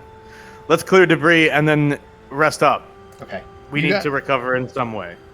You guys spend some time clearing debris, and as you're doing so, about 10 minutes into you guys clearing debris, a dozen like bloody but basically healthy looking like men and women from town who are in leather jerkins and carrying shields and like battered shields and javelins show up, coming kind of from the same direction that you had gotten to the mill, and they one of them comes up. One of them comes up to all of you and says, "Orica sent us to guard the mill for the rest of the night. We'll be here to hold down the fort." All right, good. What's the situation over there looking like? The keep is stable right now. That thing keeps flying down and threatening the attackers, but it doesn't seem to be making any effort to hurt anyone. People are getting patched up, but they're scared. And none of the attackers seem to be trying the door. I'm trying to keep everybody inside so that there's something in this town of incredible value that they're looking for. Let's see, Could we it have took been care the of mill? It No. seems Not the mill. difficult to steal Okay. a mule. It's pretty large. You would need a big sled. Are you guys taking a short rest here, or are you going to let them relieve you? Is your plan to stay here and take a short rest now that you've cleared the debris? I think that's what everybody think was rolling so. for. Okay. Yeah. All right. Go ahead and take a short rest. Let's. What do you do with the bodies of these goblins and bugbears? Loot 'em. Okay. Let's take a quick break, and we will come back after your short rest. Go do what you got to do with hit dice and everything like that. We'll pick back up in a few minutes. We'll be right back.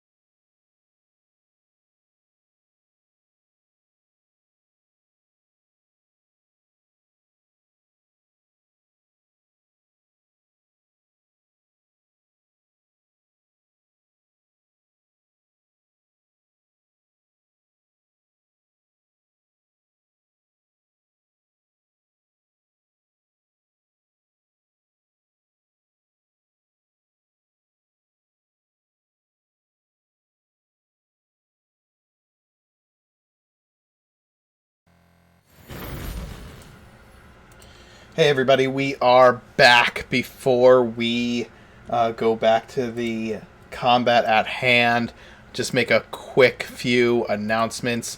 We are not going to be playing Dance Macabre tonight. Half of the players are from Canada, and they are celebrating Canada Day today, which is their Independence Day.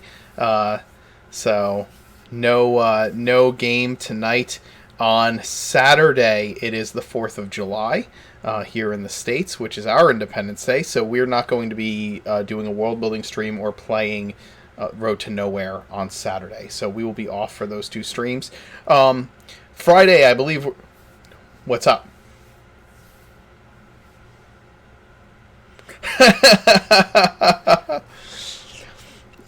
Tonight?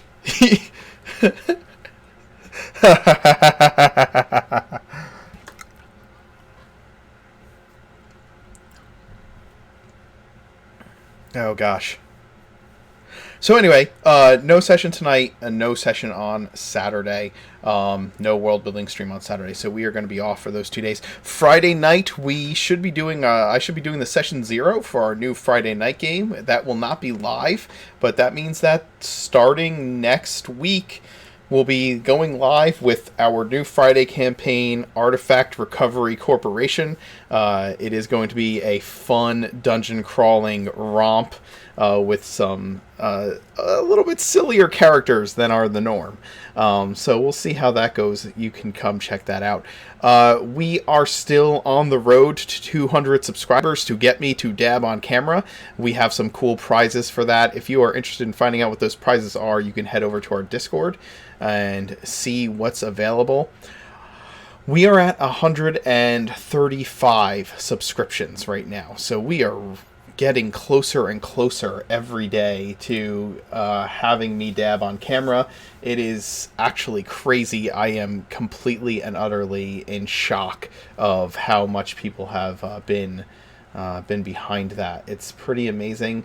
So thank you for all of you who have subscribed, who have gifted subs, who are part of the Patreon, or who contribute in other ways to the stream. You make this possible. We want to keep doing this as long as we can, and that's because of you. Also, Sundays, the Loophole King, our sister stream, is running a game in the prehistoric world of Oregon about 1,000 years in the past, right after the time of the Cataclysm that got rid of all of the dragons in Oregon. And I'm playing in that game, which I never ever get to do. So it's pretty exciting. Come watch me and Alex play D&D characters together as we deal with the crazy ongoing problems that are going to be caused by the Cataclysm and all that happens since. In any event, let's get back to playing D&D instead of talking about D&D, and we'll see what you guys have discovered over the time of your short rest. You've been picking the pockets of these goblinoids. I am going to need 3d12 rolls from all of you. Not each, but, you know, all together.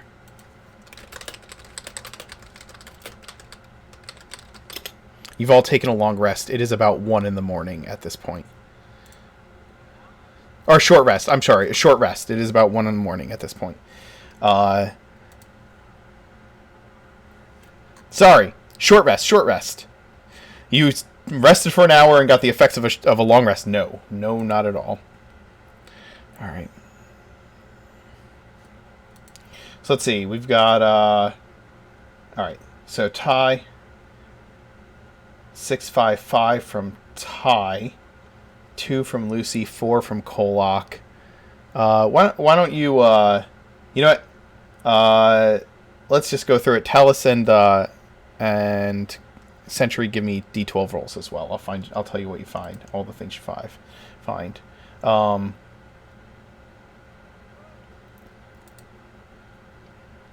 All right.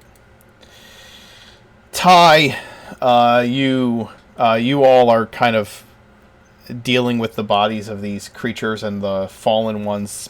Several of them are unconscious, and you tie up the ones that you've knocked out. I don't know what you plan to do with them in the meantime, but you do find on the goblins you find a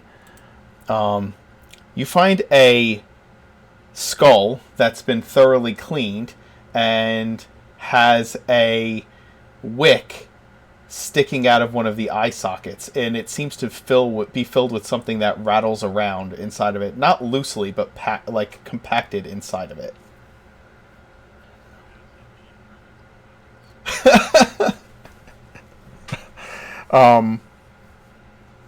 And you find that the two of them are carrying a couple of coin purses with them. Doesn't look like there's... it looks like there's a bunch inside, but none of them are...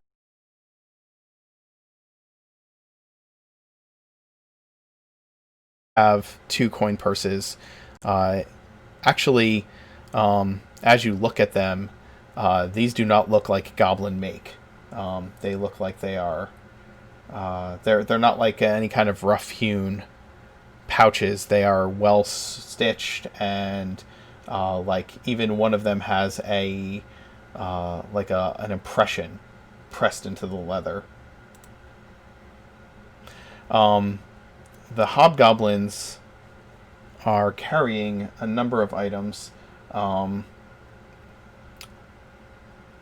They have...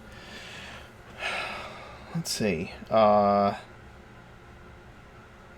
Yep.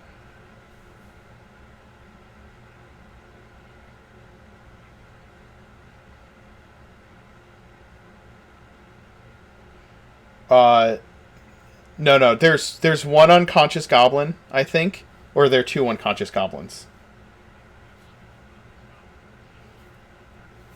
Okay, 2 unconscious goblins, 1 or 2 unconscious bugbears. Understood.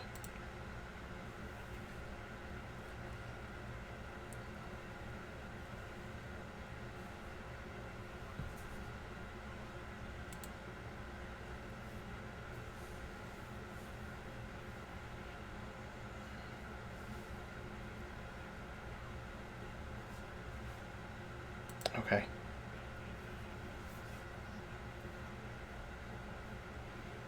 All right.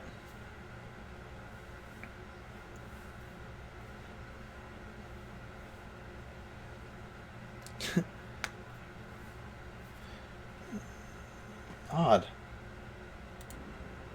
Here we go. Try again. Okay. Can you guys hear us? Again. So Trying Sentry once more. sits. So Sentry sits both goblins against the unconscious goblins, slaps against the wall of the loft, and slaps them awake. Kolak sitting next to him. Just As just banging off of the ground. Yep. Big old claw, just like. Okay. So, which one wakes up first?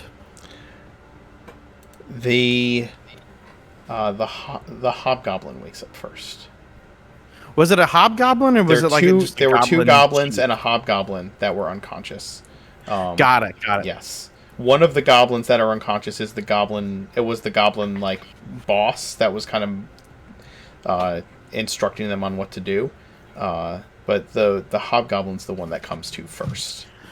All right. Sentry looks at him and gets really close and says, "What is the plan? Why are you here?" Are you speaking in common? Common.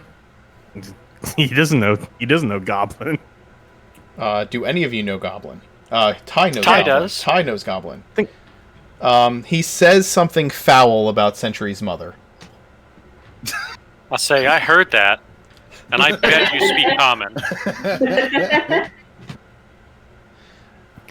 Sentry proceeds to, taking the context of what Ty said, he assumes that whatever the hobgoblin said was offensive, and so he punches him in the crotch. The hobgoblin passes out from the pain of your punch to the crotch. Eventually, you gotta learn about interrogation. Eventually, he starts to come around, and so does the goblin boss. I turn.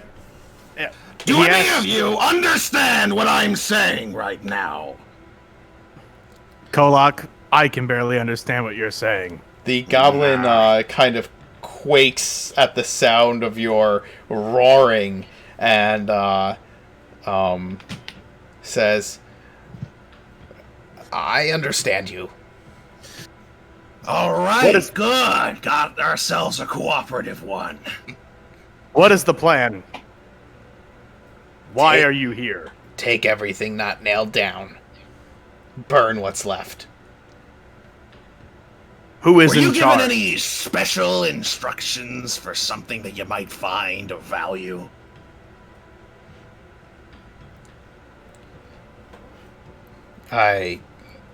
We're supposed to take everything we find of value.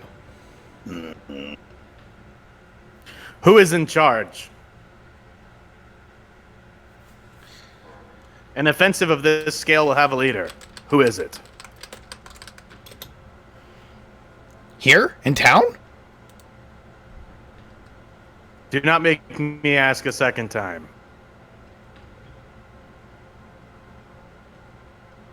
Yes, here in town. He's nodding and kind of like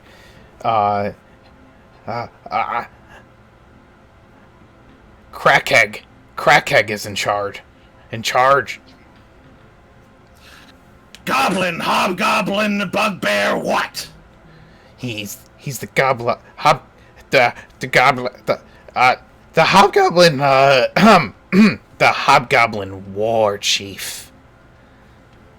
Where is he? He looks around the mill. Not here. Kolak, eat his friend. I'm gonna go to eat his friend. He looks at the unconscious goblin next to him that you're going to move to eat. He's not even cooked yet.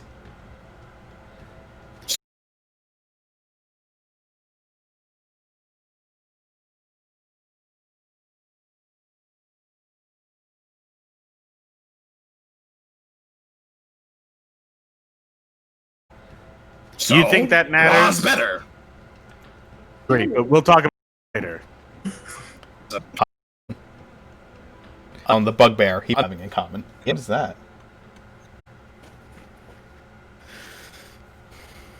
Where is your leader? Hold on. We just got to be right back to just He's on Twitch. gotta fix bad. Twitch. Yeah. All right. Is it back to normal?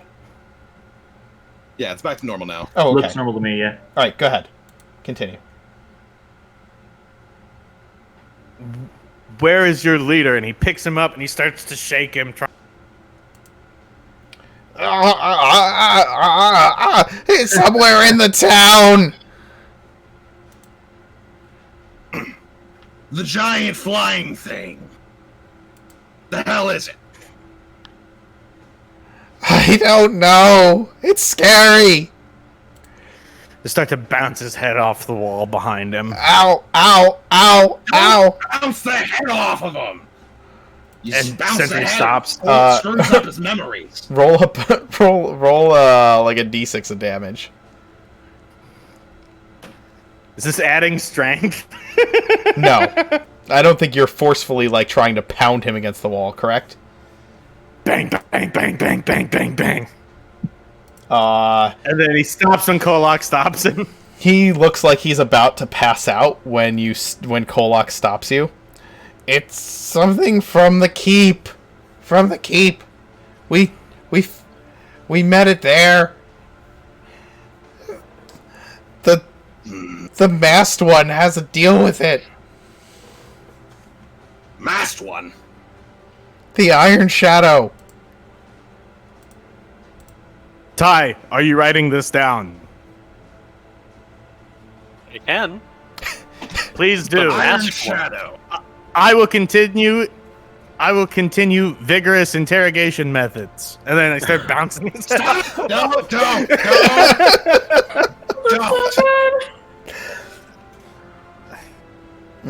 It's before he can bounce his head off the wall again. Sentry stops because Kolak stops him again.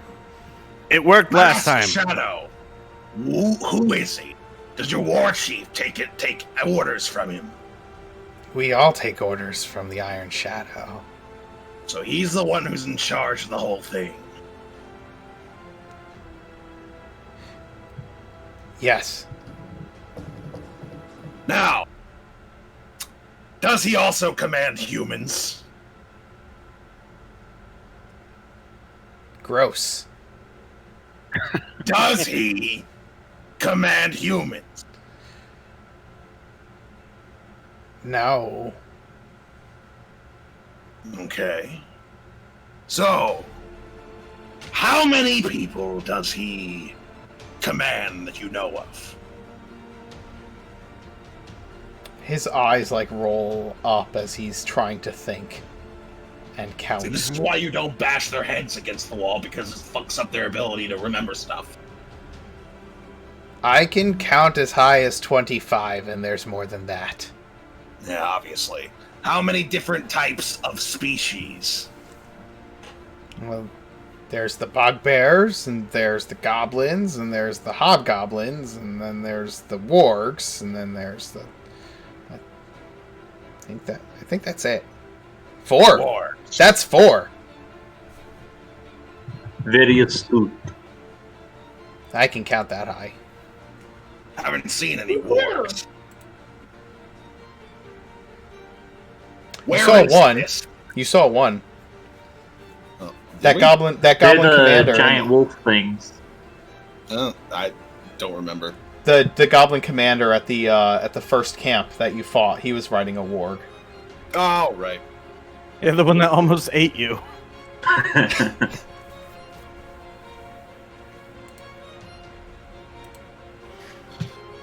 Where's the fort?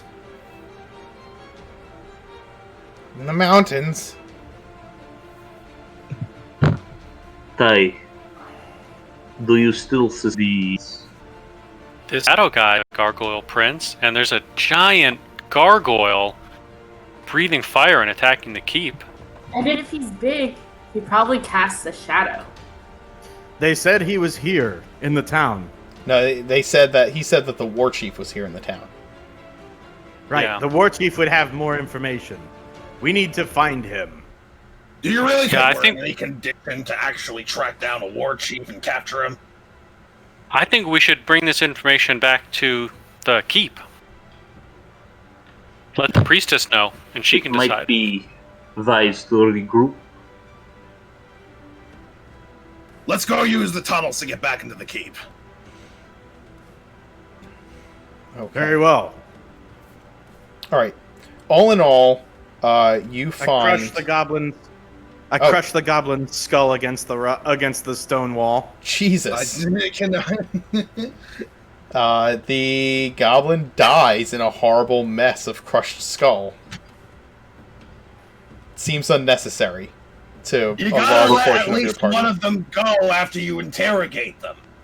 Last time we showed mercy to a goblin, he betrayed us at the temple. I will not That's make not that the mistake point. again. That's not the What point. if I had wanted that skull? That was rude, you didn't even ask. The point of the matter is, if these guys know that whenever we interrogate them, they're just gonna die anyway, they won't tell us anything next time. But if we don't let any of them go, how will the other ones know that we kill the people we interrogate? Because they'll know that people got captured at the very least. They'll assume. He assumes. Let's take this information back to the keep. We will discuss war conduct later. Interrogation methods. Aggressive interrogation method. We'll talk about Century's war crimes later. Oh my god. Can we go one session without committing a hate crime? No, I don't think Century can. That's a problem. That's a No, problem. Century has an inability. So we'll go ahead and make our way back to the tunnels. These guys, the other two, the Bugbear and the Goblin, they're already guarded by the people who came to relieve us anyway. So Yes, they are. Yes, they are. Okay, you find a total of the Bugbears are all carrying sacks with loot from the town on them. They have them tied off on their belts. So you find all of that stuff, and Sentry, with your 12 on that D12 roll, you find a potion of vitality on one of them. It's labeled... that was not my 12. Oh, who rolled the 12? I rolled a 7. That was Talus Talus. did. All right, Talus, you find a potion of vitality. You know it's a potion of vitality because it's it has written on a tab that's hanging off of it VITALI.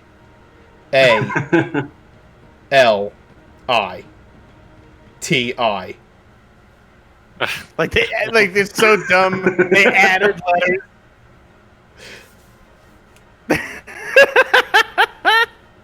All right. I love it. And you guys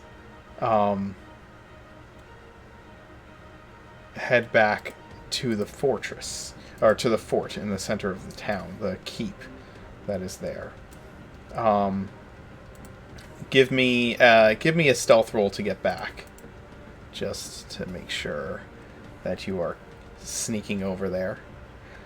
The buildings on this side of town have smoldered down to a low burning fire. Nice.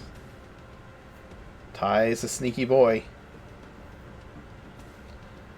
Talus does well. Even Sentry's doing alright. Holy damn, that's not too bad. There's Kolok he's getting used to this stuff. Hey! And Lucy keeps up the pace. You guys slip through the woods and the stream back to the tunnel, and you make your way back into the keep with the information at hand. Inside the keep, people are huddled and trying to... Those who can are attempting to do their best to sleep and rest, but there's too much going on. That creature keeps swooping down and belching flame at the tower. Orica is still up on the parapets, calling the archers to loose arrows every time it swoops in, but the arrows are completely ineffective. And down below, you see the sheriff. Thelgrim, making his way amongst all of these huddled refugees, looking for whoever can hold up defenses and fight. And he is arming people with javelins, and kind of taking javelins from those who are too exhausted to continue to stand guard, and passing them off to people who have been taking a moment to rest. It is still an exhausting night going forward. That's who you see when you enter in.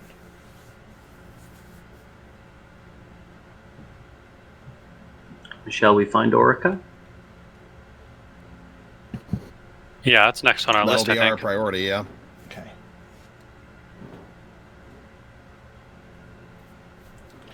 All right. You head up to the top wall of the keep, and when you get to the top, this huge gargoyle creature swoops down right as you get to the top of the steps, and it swoops down towards the parapets, and it knocks one of the archers off the parapet back into the center of the keep, and he falls down from the tower in amongst the villagers, and you hear screams from down below as this happens.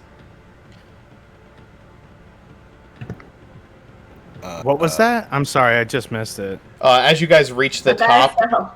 As you guys reach to the top of the keep, one of the archers that are up there firing off at this large flying gargoyle gets knocked down by one of its claws as it swoops past, and he goes flying down off the parapets and lands in the midst of the keep down below. Can I do any kind of attempt to yeet him back up using my mind? Sure.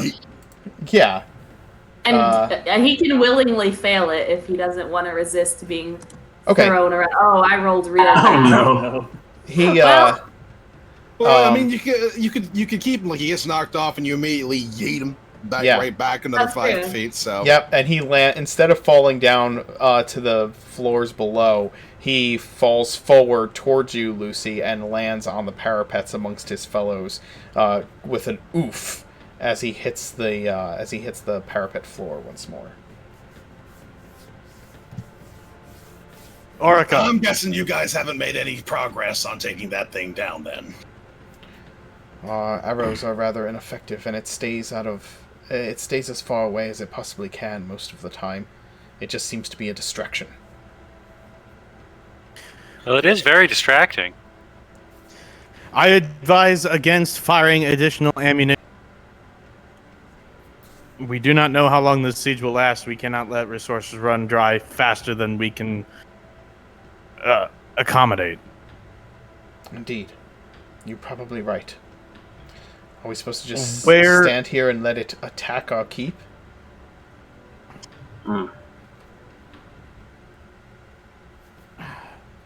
We have received information that there is a chief here that may be in control of this creature. Interesting. What are they doing here? Looking for something specific. You're But sure? Something in the keep. None of the little ones know anything about the specificities of what needs to be taken. I don't think they're looking for anything in the keep. They're looking for something that's in town. That's why everyone's out there keeping everybody inside, not attacking the walls. Did you discover what? Unfortunately not. The little guys don't know what they're looking for. All they were told is to find anything valuable and lift it. She looks over the edge of the wall, down at the rank and file that have surrounded the keep. I need one of them.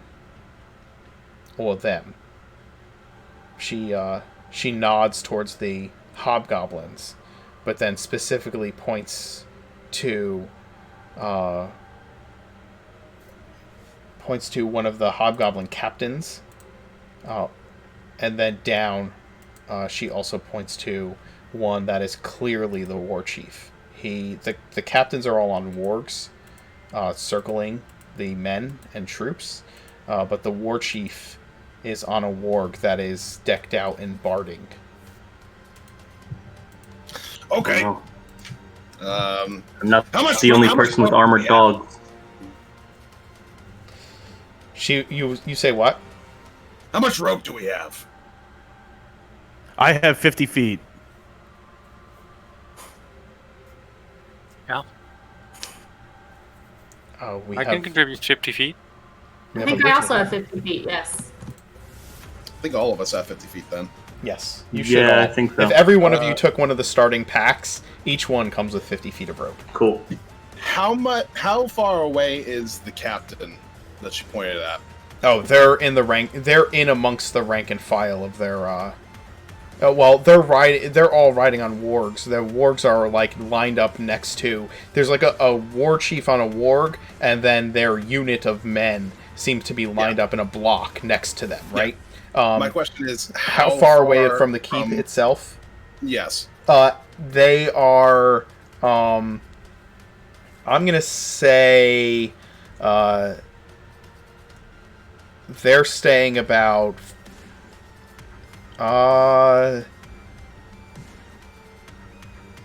50 feet out of the keep, away from the keep, back from the keep. Okay. Let's tie all of our rope together. Okay, hold on. Let me do it as Golok. Gets out a javelin. Tie all your rope to this. Okay. What is the plan here?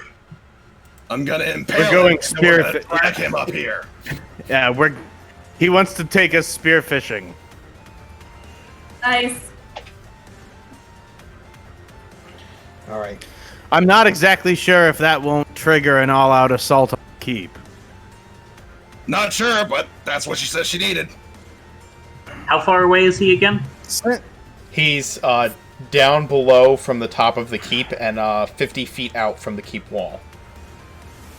So, I don't know. Between our 250 feet of rope, that should be plenty. That'll be plenty, yes. Okay. All right. You start tying rope together. You're down there. You kind of hunker down and start tying the rope to the spear and start tying the ropes together. And yeah, you stand up with a javelin with 250 feet of rope tied to the end of it. We only need. I don't add mine. All right, so I stop 200 us feet at- of rope. No, I stop us at two. At two lengths of rope. You think 100 feet will be enough? 100 feet will definitely be enough. How tall is 50 the feet. 50 feet up and 50 feet out is only 70 feet diagonally. Right. I'm going to give you the height of the keep.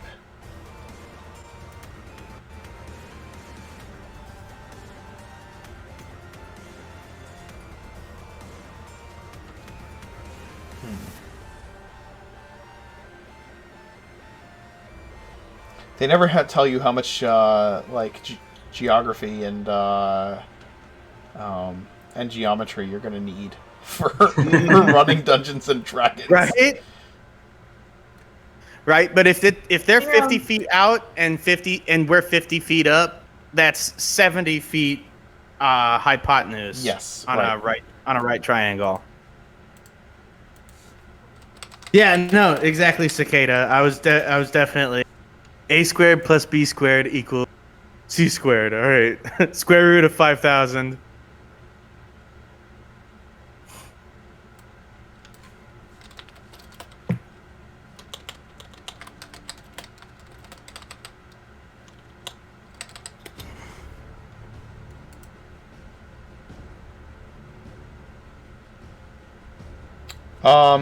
Okay, so it's closer to like 50 feet out and like 80 feet up.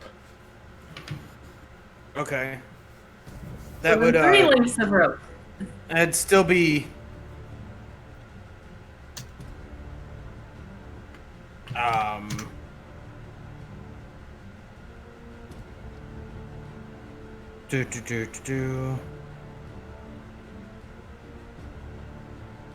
Doing math. Yeah, that's 94 feet on the hypotenuse. Okay. So it's still just we'd It still would still be probably a good idea to add another length, like a third length, just in case. Okay, so you put can't you believe- tie. I like to think that this conversation's happening. Oh yeah, right, absolutely. it's happening in character. This is a real time conversation. Like Sentry is doing math and like he has a piece of chalk out and is drawing the You always hypotenuse. want Like some extra. You always want some extra. Otherwise, what are we going to be holding on to? The tip? That is a valid point. Also, it adds a little bit of weight on the other end that we can use as leverage. So Lucy looks mystified by the numbers. She does not know anything about math. Talus, Lucy, you guys are echoing into each other's mind. Oh, sorry, I was holding down my button. No worries. No worries. Hey, can I use I would like to use survival to double check the knot on the javelin since we're putting all our ponies behind this. Go for behind it. this. Make a check. Alrighty. It's good enough. Lucky number 13 there says that it's pretty good. If one of you were to lower me down, I could perhaps give us a bit of a easier target to hit. Then we'd have to pull up 2 people as I opposed to have just yanking one guy off. said- I want to try this Fire. harpooning deal. Let's just go for it. Very well. Very well. Alright. I'm going to throw this thing. Hey, Lucy, how good are you at redirecting projectiles? I haven't tried. Well, now's a good time to give it a shot. Great. And I'm gonna go ahead and try this out, and we'll see how it goes. Here it goes. 24! Oh my god! Okay. Pretty good. You stand at the edge of the parapet. You put one foot up and like lean back and spear one of the captains through the chest from the top of the parapets down at this creature on a warg below. Go! Yank! Okay. Can I try to give a boost by throwing him upwards with my brain when he gets close enough? As Yes. we roll? You're gonna Great. telekinetic shove the hobgoblin. Yeah, as soon as he's within range for me to do so, as we're pulling him. Within 30 feet of you. Gotcha. Yeah. All right. I need a athletics check from those of you pulling, and I will tell you that this is gonna. Oh wow! I critted it. All right, you all pull at this thing. Oh my god!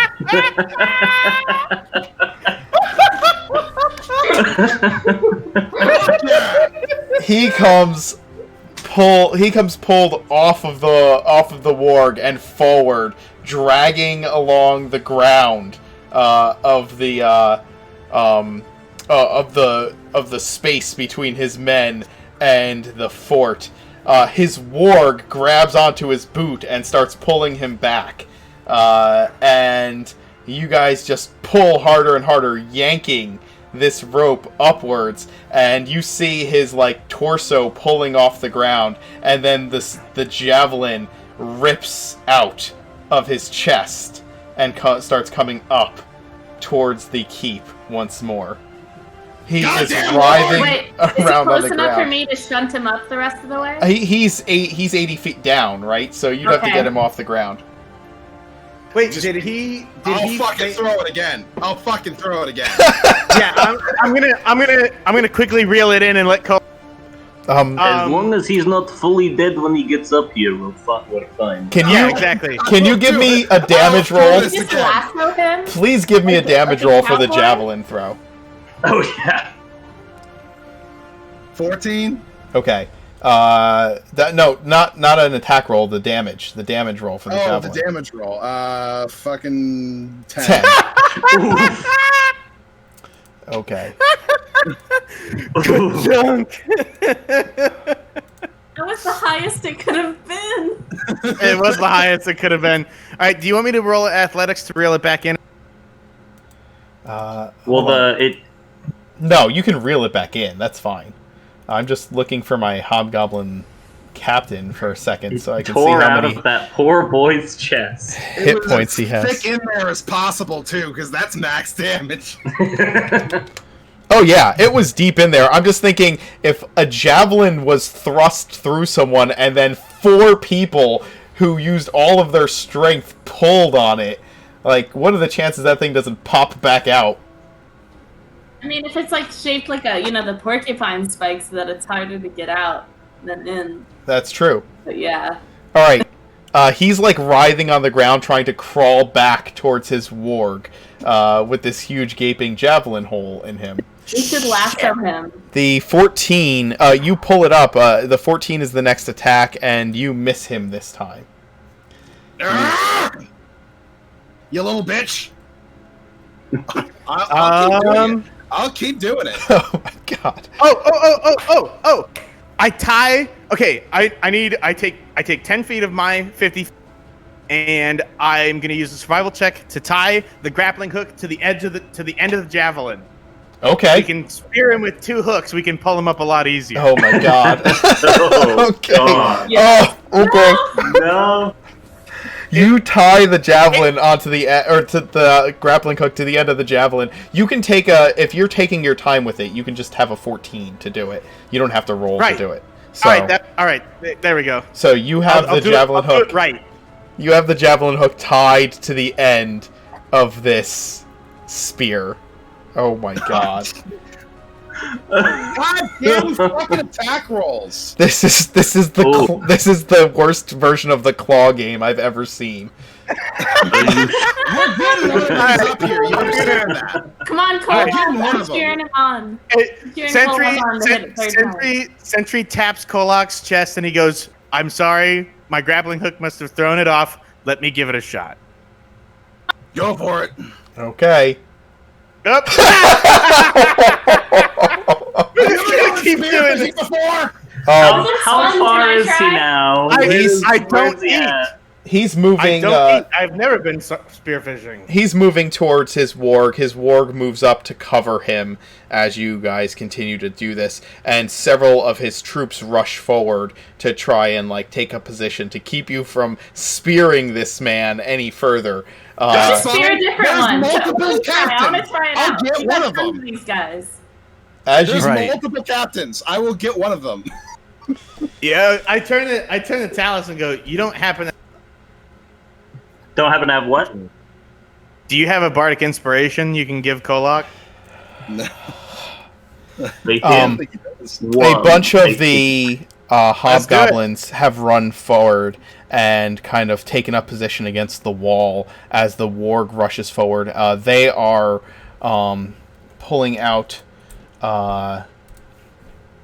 They start pulling out. What are the longbows, and kind of slowly backing up, looking for a good shot up at those of you who are hurling the javelin. How tall is the wall? 80 feet. 80 feet. So that's 8d6 of falling damage? That would be 8d6 of falling damage. It would be 7d6 because the first... It's 10... Okay, it's for every 10... 7d6. 7d6. What math is going on in that head there? What math is going on is... I know what's going on. I can reduce the falling damage by 20 with slow fall. So I could tie the rope to me, jump down there, grab him, and then you pull me up. Now here's a plan. Pretty risky. But I don't think that's a good idea. You're gonna have to charge into their entire ranks. It's a terrible thing. Yeah, I don't. If you were still isolated down there, it might be worth it, but not if they're all down there. I don't know. I'm getting pretty tired, guys. I'm not sure we have much. If you can rub me how much down more within 30 fishing I want to do. I can keep eating them up. Let's do one more. I'm feeling fall faster than you can yeet. I think. Well, that's it depends how far I get to go. You'll yeet them 30 because I think within 6 seconds you can fall for I want to say 100. I can yeet them Huge amount. Depending on how well I roll, I can yeet them up to 50 feet. 60 feet. Oh, is it 60? Is it D12? It would be kind of yeah, because I kept rolling ones. At best, you could yeet them up to 60 feet, and they will fall that 60 feet before you can do it again. Yeah, that's true. You see these hobgoblins they all rush forward to protect their captain and the warg is standing over it, and they are slowly backing up with their longbows trained up towards you guys, trying to keep him protected, falling back in ranks. Is there another war chief on the other side? I'll get behind. We didn't get the war chief. I'll get behind the stockades again and untie the javelin. Well, that didn't work. As you are doing that, suddenly you hear down in the main part of the keep below the voice of the sheriff. Real quick, sorry. Kolak, Sentry stops you from untying it. He has a different idea. All right, go ahead. The voice of the sheriff starts calling out, "They're getting in! They're getting in!" God damn it. It seems we may have different problems. Yeah. I just want to get something to eat and go to bed. Down below, you see the defenders that are down there kind of moving towards a small door that is off to the left of the larger gates, kind of near the area where you were spearfishing, and they start rushing towards that smaller door that the sheriff has just come out of. Well, we gotta go down and protect them. Yeah, Yeah, I down and help. definitely charge down those stairs. Okay. Alice is gonna follow. Give me initiative rolls. I don't have a map for this one, so we're gonna have to do Theater a of the theater of the mind. mind. Wow, I'm having just the greatest day. Oh no. Alice is on it for once. I'm not. Oh my goodness. Lucy. I was distracted. There was a lot going on. Thinking about spearfishing. That was a brilliant plan, and I will stand by it. It was a great plan. It was an awesome I didn't plan, mean to but clip that. I feel like if I would have hit him the second time, it would have gotten him up here. But I couldn't roll above a 13 for some reason. Yeah, it happens. I've never seen advantage rolls that bad. I have. I've seen advantage rolls with double ones. Yeah, no. Well, I mean, there was that advantage roll I had earlier. Yeah. Double. I've seen that. I've seen disadvantages go double 20s, and that is depressing. Yeah. When it's the enemy rolling the double 20s on you. Oh. I was looking to see if I can quickly find a map that would work for this situation, but I think we're just gonna have to go with Theater of the Mind for this. Yeah. Okay. Let me throw your enemies in there.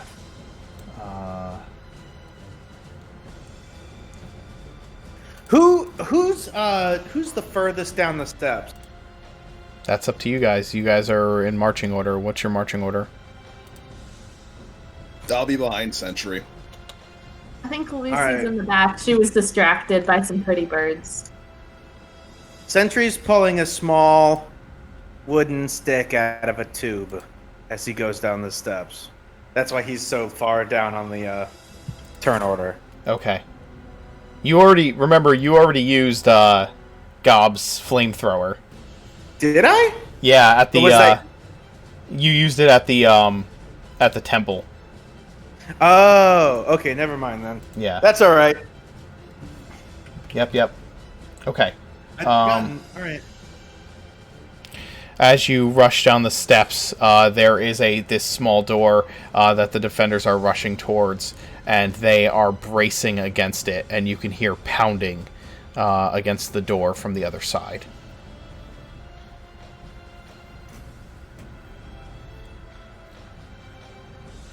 What are you doing? Actually, let me put this in the correct order. Did I? Oh, I see. There's a misclick. Okay. All right, Talus. You're not in the front of the line of people rushing down the stairs, but you are the first to be able to act. What are you doing? Okay, so they are bracing against this door that they're trying to break into. Can I tell at all which way it opens? It opens outward. Okay. It would open into the keep, not into Yeah. the room that's beyond.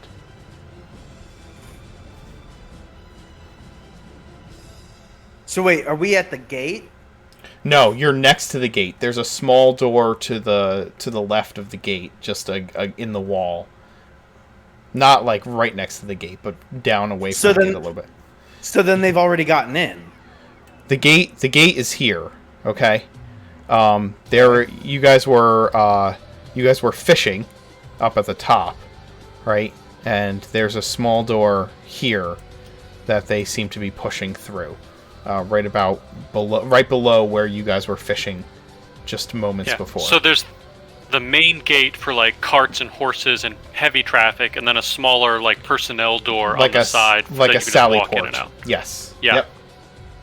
Oh, okay, got it. All right. Do you mind if I give a battle strategy before we get this started? You can do whatever you want. Sure. Yeah. All right. Actually, that was Sentry turns to the sheriff and says, Might I provide tactical assistance? Whatever you can do. he looks at how many men are down here. Maybe 10. Okay. How? What are they currently equipped with? Just javelins and battered shields. Shields. All right. Perfect. I need 2 rows of 5. I mean, they're bracing against Alright. the door to prevent people from coming through right now, but at least a few of them are, so you can start setting them up in rows. Right. So I have. So if aside from the people immediately bracing, Okay. I have them line up. Okay. Sure. We're gonna go ahead and have the men in front hold shields. The men in back are gonna take their javelin, and then once everybody's situated and ready, we're gonna the men bracing are gonna back up, and we're gonna unleash one volley of javelin Into the door? through it after it gets open. Okay. All right. They set up the way that you described. What are the rest of you doing while they set up? Talus is also going to wait by the door, actually, and he's going to prepare a thunder wave for when they bust it open. Okay. Nice.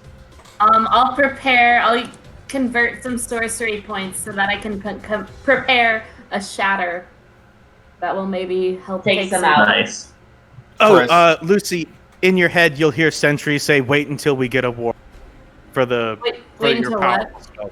Wait until wait until they have filled the space."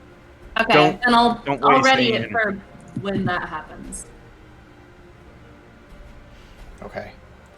I'll just hang back and be ready to go after any stragglers that get through. Okay. And as you are all setting up, the sheriff comes up to you, Sentry, and says, "Beyond that door is a room.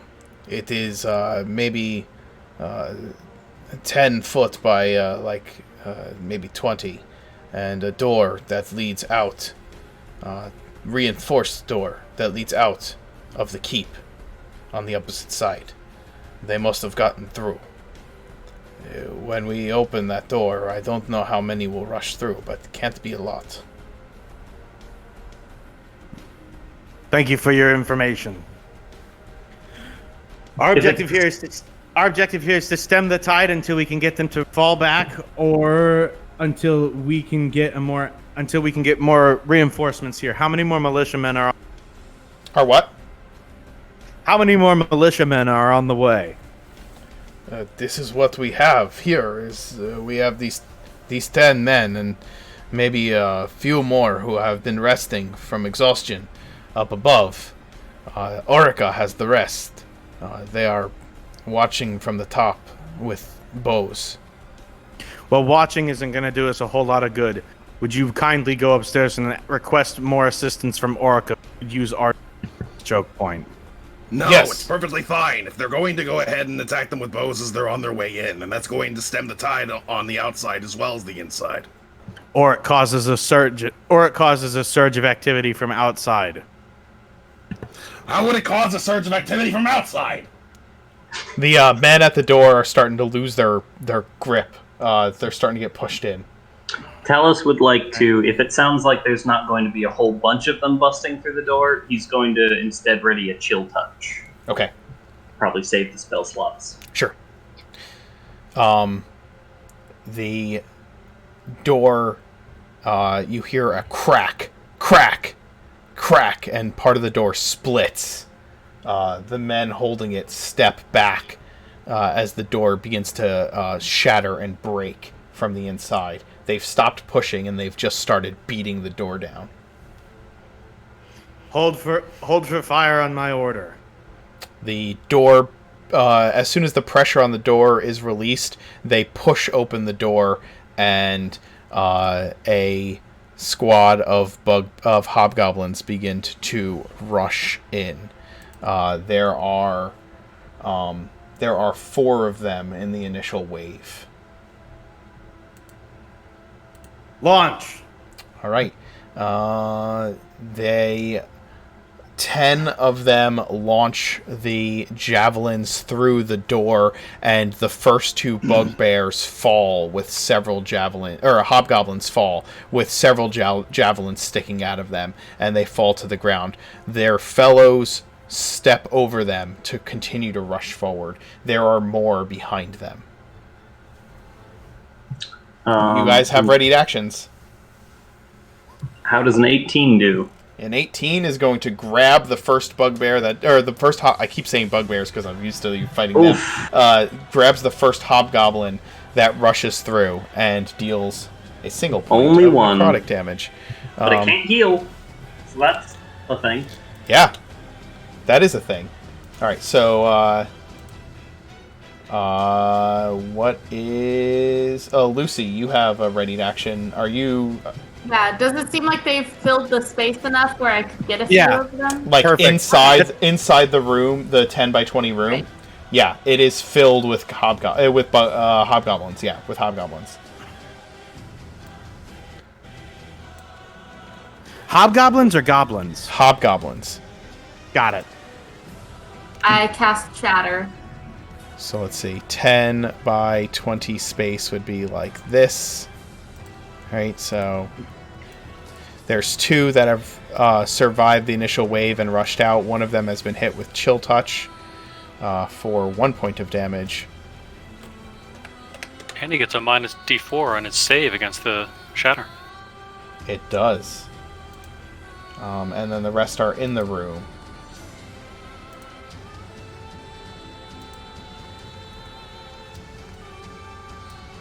How big is the shatter again? 20 feet in all directions, is that correct? It's a 10-foot radius. 10-foot radius, okay. Which would mean that it would hit all of the hobgoblins if she cast it in the center. Right. I lost a hobgoblin somewhere.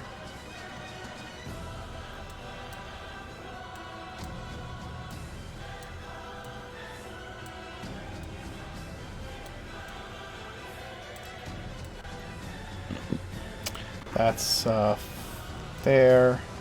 The room is filled with them marching through.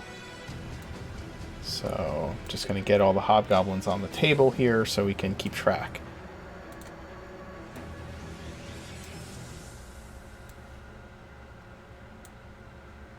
Alright. So, if you cast it, here? It would hit 10 feet out, right? 10-foot radius. It would hit all of them in the room. If you cast it here, it would hit all but the last 2. The one that gets all of them. The ones that are the ones that are all in the room, and leave the ones that are outside of the room alone. So either you're gonna not hit the first 2 or not hit the last 2. You'll hit everyone else. I'll not hit the last 2. Okay. All right. So they have to make con saves, correct? Mm-hmm. All right. I'm just gonna go in order from front to, from front left to right, front to back. So first one is gonna be a 12 con save. They need to make a 14. So the first one fails. Second one succeeds. So this one's gonna crumple from it. Is the second one the one that had the chill touch? No, the first one's the one that had the chill touch. Got it. Yeah. Got it. Yep. Second one is going to take half damage. The next one's con fail. Fail. Success. Fail. Success. Success. So that's 1, 2, 3 more failures. And they go down.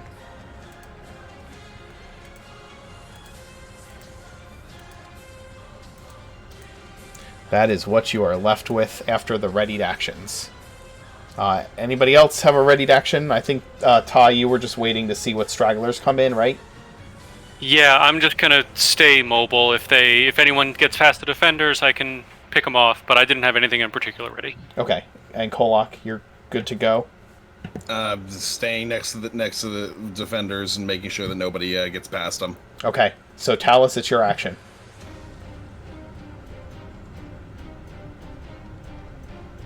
Okay, so Lucy there just are... took out almost half of them. Yeah, that's pretty good.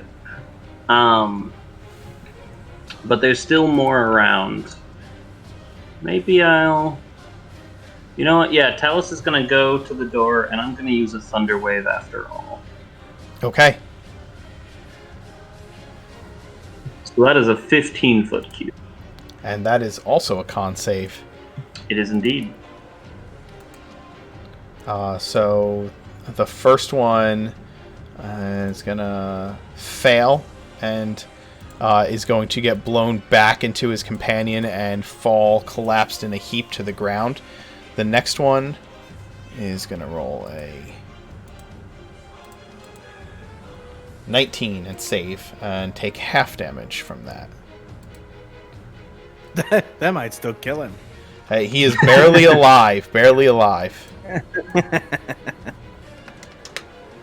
But he is They're still 4 standing. eardrums. Oh yeah, they're in pain and kind of dying.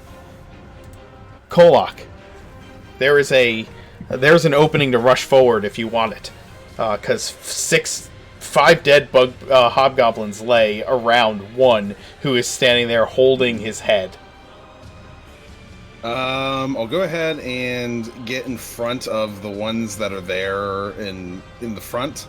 Well, okay, we're looking at them from this direction. Correct, that's correct. Yeah, so I'll go ahead and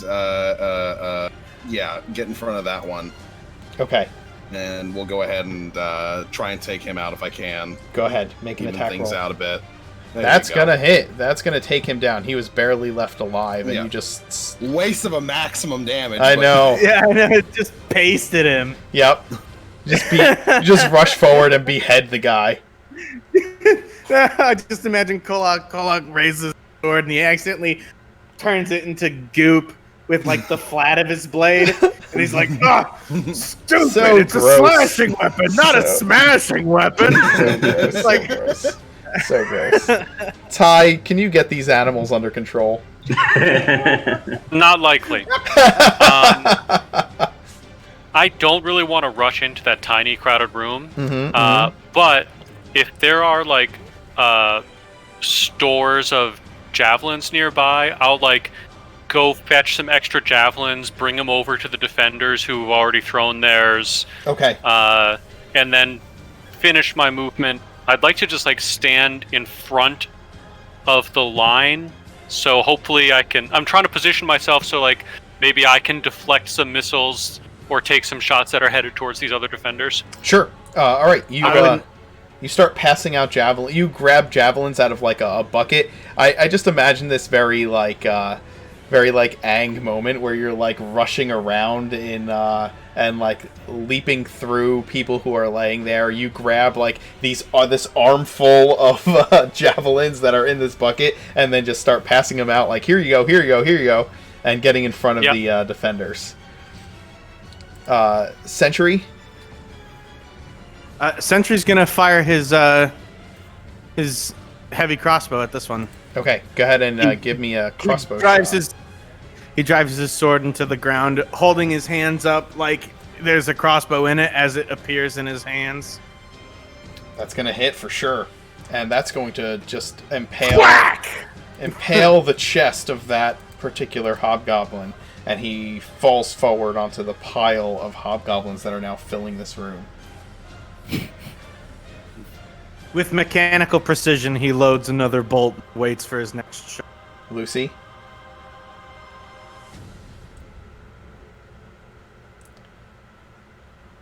I will save myself spell slots. I'll just do a simple little mind sliver on one of the ones in the front. Okay. He will make his intelligence save. And completely fail. He takes the 2 and kind of reels around, not sure what's happening inside of his head. And then I'll throw him up in the air just for fun. All right, that's a strength save, right? Yep. 40 so he takes feet. a penalty. He fails, and you slam him into the ceiling of this room, and he falls back down unconscious onto the floor. Very good. I love it. That I don't know if any of you guys have ever seen Mob Psycho 100. I've heard of it. Yeah, I'll tell you guys about it. Ty, a longbow shot comes flying out and misses you, but a second one flies out towards one of the defenders. It is a critical. You get in the way. It is going to hit for 16 points of piercing damage. Okay, I deflect 10, You but deflect still 10. take some of it. Yeah, you're going to take 6. 6, got it. Yeah, he just hit in just the right way that you catch it, but as you do, it kind of continues forward through your hands and into you at a slower rate. You finally got him. I finally got him! With a ranged attack, anyway. They're going to rush forward and step over the bodies of their foes, of their fellows.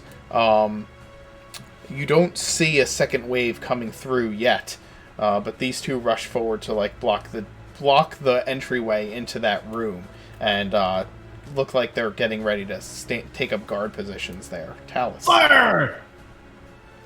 What about the defender line? Oh, sure. The defender line can take an action now. They'll go on initiative 20. So, let's see. We'll roll a d20 and see how they do.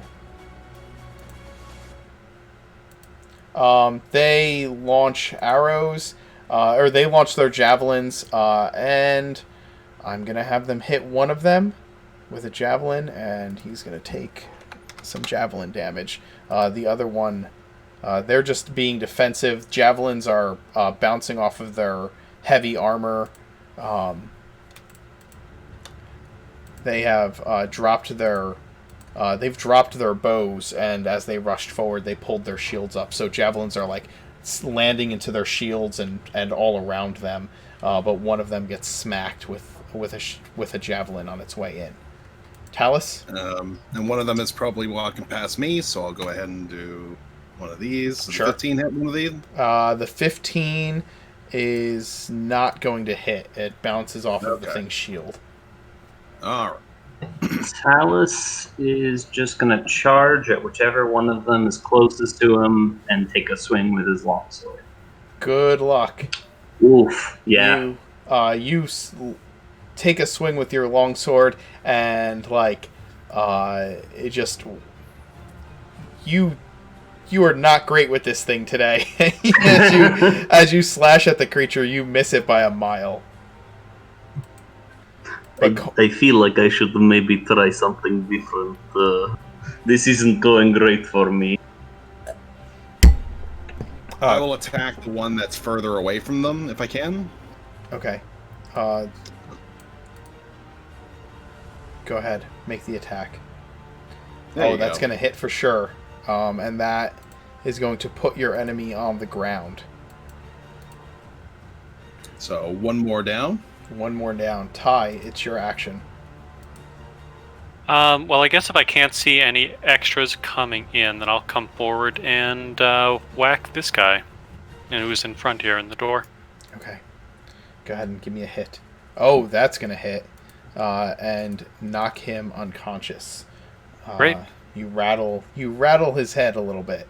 You look out, and the door on the opposite side of this room is hanging open off of its hinges a little bit, kind of leaning in one direction.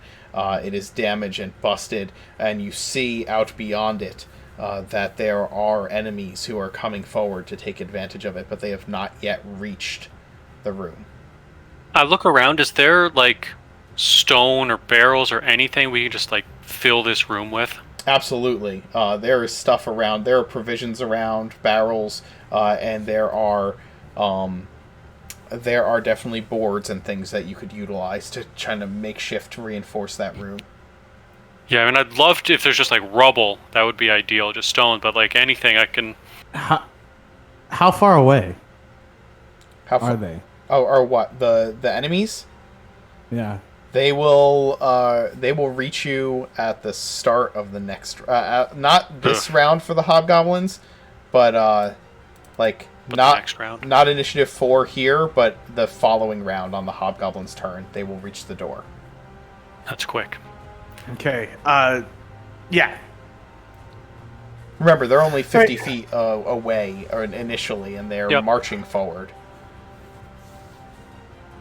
All right, Ty. You start gathering things to kind of roll into that room. Sentry, what are you doing? Sentry's gonna look to Talus and say, "We need.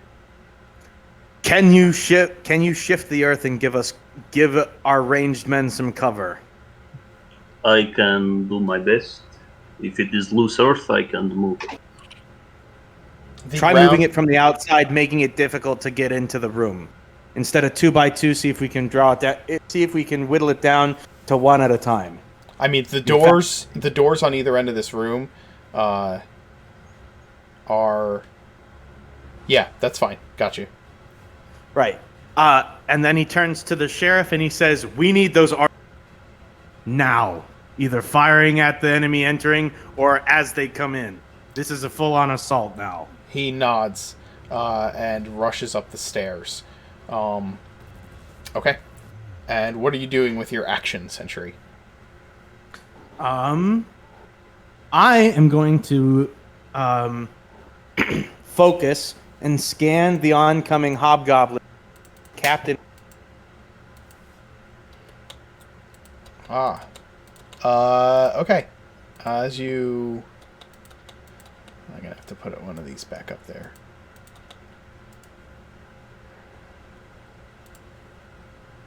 Yeah, you see one of the captains out there. Kolak, we have a captain coming. He's not coming forward, but he's out there outside the door behind his men, leading them. About how far? About 50 feet. About 50 feet out.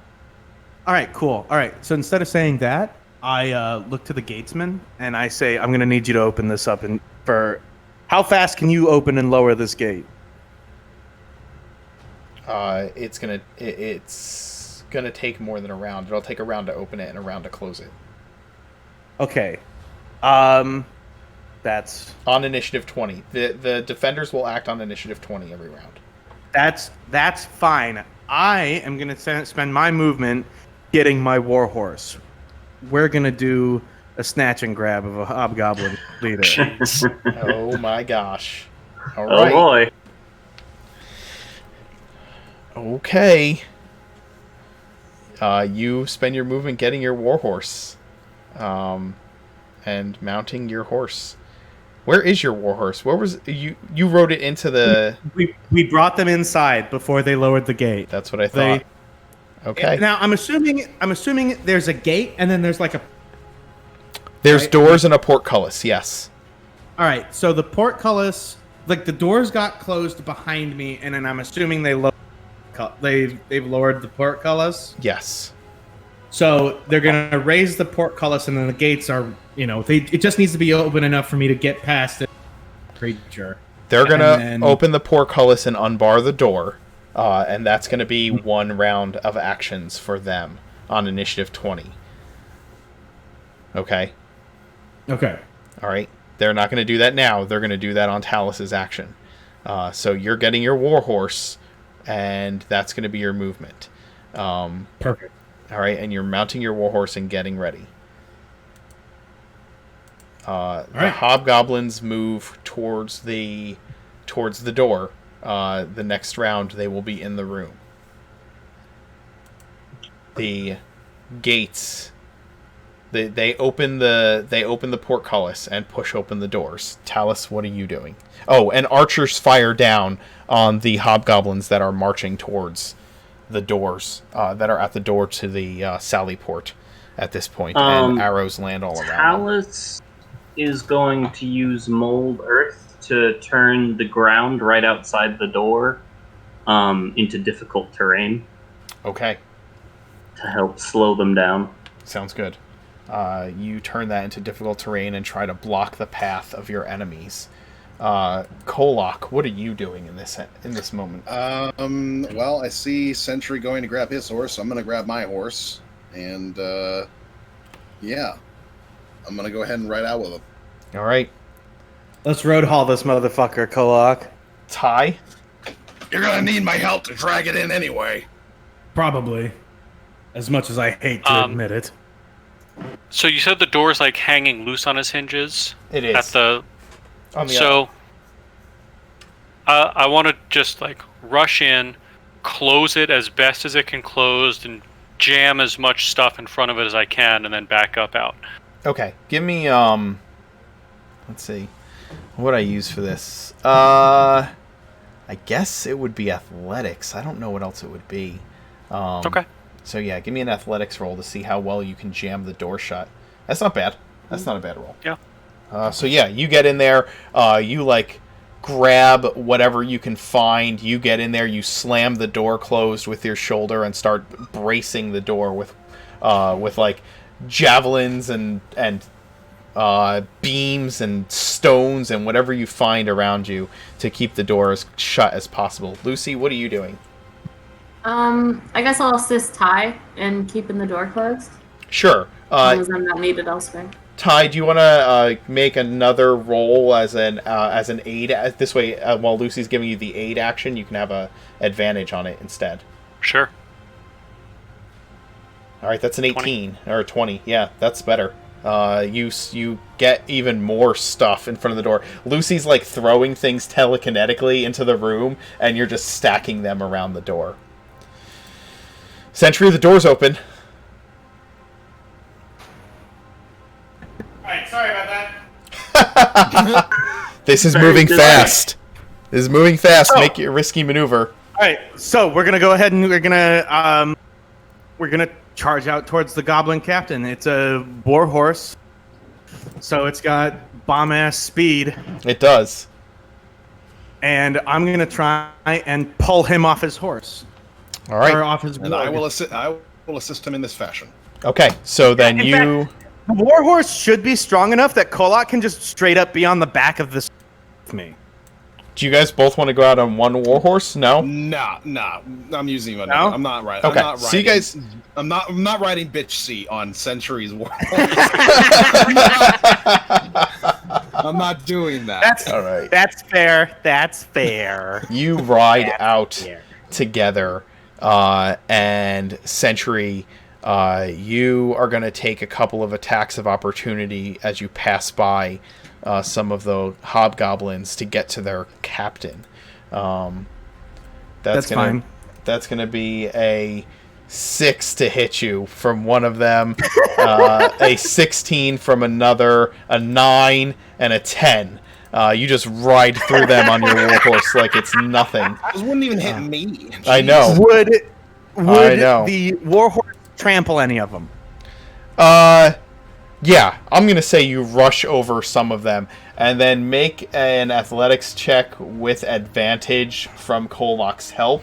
Kolok, you will not get an action at the start of next round. That's just going to be your helping him. Yeah.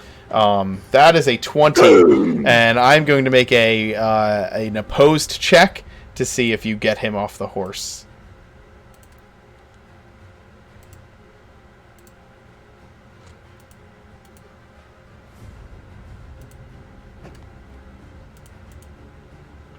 You do. You rip him out of the saddle and grab him off of this horse. You and Kolok each, you ride forward side by side through this, through these defenders, or it's through these attacking hobgoblins. Arrows are raining down all around you. Your horses are going at top speed, and you rush up to this warg, each of you on one side, and each of you grab this war chief, or this captain, under the arm. Each of you, one under the arm, and you rip him off of his warg and turn around and start riding back towards the keep.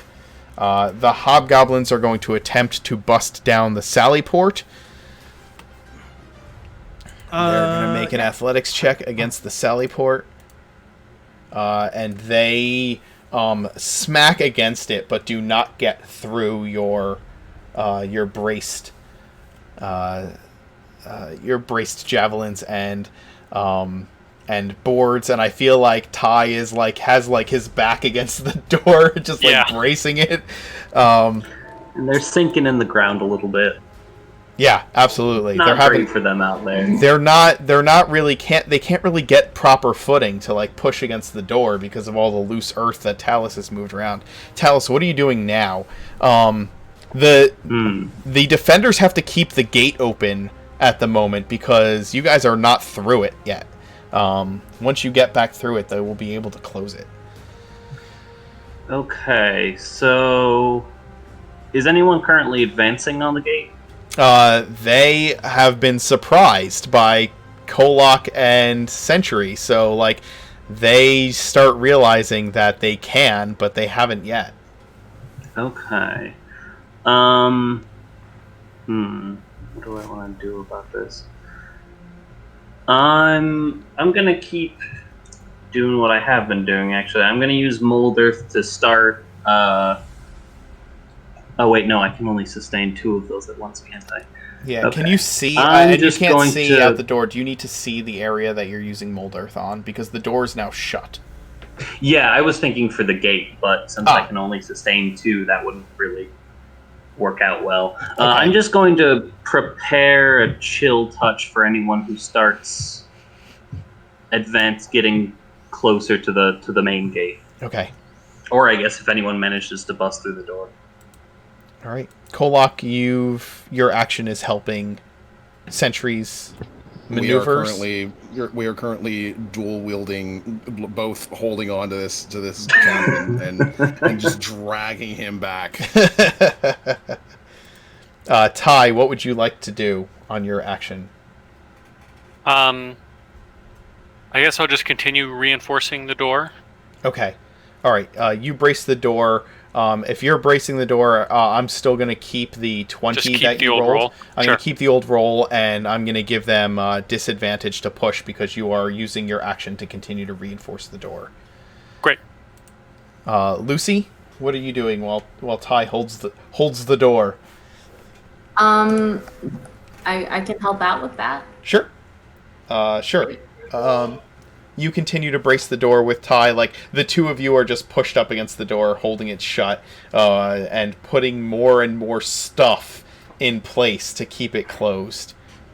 Sentry, you and Kolok ride through the gates, and the defenders begin closing the doors to the keep, getting it shut again. I'm gonna let loose a bolt from the back of my horse at one of the hobgoblins. With which hand? Or I guess you're not controlling the horse with any hands. Look, Ma, no hands. No, I'm proficient in horse riding. So And being able, okay. I'd have to give me an animal handling check and an attack roll. Well, I'm gonna. Can I drop the attack roll to maintain control? You may. Yes. All right. Yeah, I'll do that. All right. Because you're trying to control it with your legs while you twist around and fire with the bolt at the hobgoblins as you pass by. But realizing that this horse is pretty new to you, it doesn't know exactly what your old style horses when you were back with the Legion knew. And you have to drop your heavy crossbow, and it goes rolling on the ground, and you grab the reins of the horse and keep it steady. The hobgoblins. That's one nice thing about being an Eldritch Knight. I don't have to worry about. I know. you can just chuck them. I'm gonna roll to see if they can break through the Sallyport door again. That is going to be a 13, so they continue to push without much effect. Several hobgoblins are shooting longbows at the backs of Kolok and And Sentry, they're going to have disadvantage because they're trying not to hit their commanding officer while the two of them are rushing away on horseback. That is going to be a nat 1, so one of the arrows pierced their commanding officer as you are dragging him on the ground. That's a 20 to hit Sentry, which is going to bounce off your armor, I'm assuming. Actually, it's a 9. I'm sorry, it has disadvantage. So several arrows fly in your directions, and they land around your horses as you rush towards the gates. The gates begin to close behind you as you drag this captain into the fortress. As you are, Ty and Lucy, as you guys are holding the door shut, the defenders who were watching the outer part of this room have rushed in and begun kind of nailing boards in place on this door to try and reinforce it and brace it, and several others are starting to carry stones into the room and put them up against the door where you're standing. The door is being quickly reinforced to the point that the hobgoblins would have a hell of a time trying to get through it. Excellent. Can I see any enemies? Because the gate has closed. You can see one enemy, the one that Kolak and Sentry are dragging on the ground into the into the Probably fortress. don't want to kill him. So I'm just going to take a moment to try to inspect this. Just realized it might be pertinent information to know what it does. This strange skull with the wick that we found to determine its purpose. It's got a wick in it, and you notice that the eyes and the hole at the base of the skull have been filled in with beeswax. And as you kind of shake it, there's something inside of this thing. Yeah, it sure feels like a skull bomb. Yeah. Okay, I'm gonna keep that in my back pocket, and I'm just gonna keep ready with a chill touch in case any enemies surprise us and get in. Okay.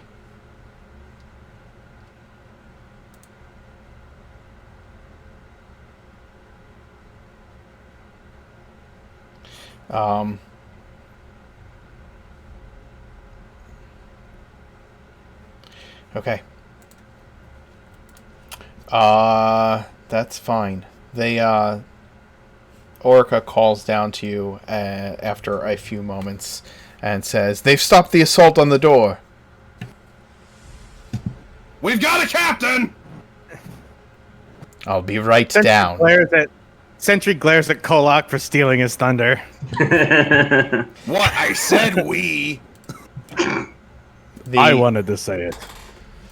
Orica comes down to you. You guys are holding on to this captive. He is trying to break out of your grip as you hold on to him.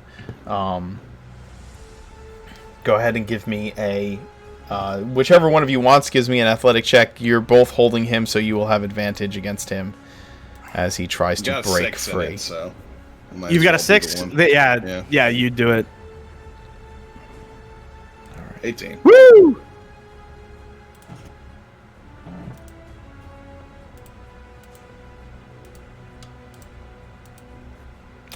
He cannot break free. You guys have him tightly bound between you. I'm just gonna go ahead and put my foot in the back of his knee and force him into a kneeling position. Stop struggling, or I will break every one of your bones one at a time. He forces down to a kneeling position. I'll kill you for this. Yeah, good luck. Orca comes down and looks at you and says, Sentry, Kolak, you've done well. Morgan has clearly blessed you this evening with her strength and prowess. Let us take this creature into the keep proper and have a conversation. And she leads... Sentry's gonna go ahead. Sentry's gonna relinquish his hold on I relinquish my hold on the hobgoblin and let Kolak escort him inside while I take the horses back to the stable. Okay. You go inside of the... there's like a hall in this larger round tower of the keep here. And you take him in there with Orica. Would you like to be here for this conversation, Kolak? Of course! I'm incredibly curious.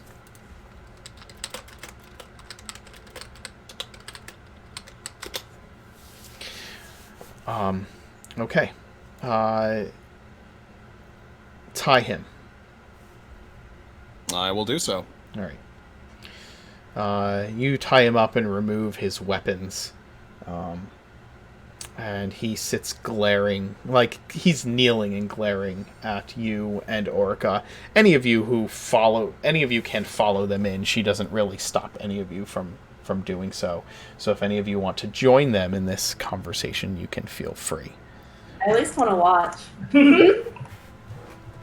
Talus is actually going to go off into a corner as if he looks a little preoccupied, and he's gonna start a little ritual. Okay. Yeah, and If Ty's you got 10 gonna minutes. try to find a place to rest. Okay.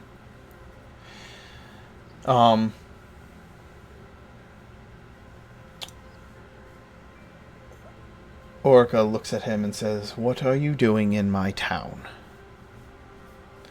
And who sent you here?" The hobgoblin refuses to say anything.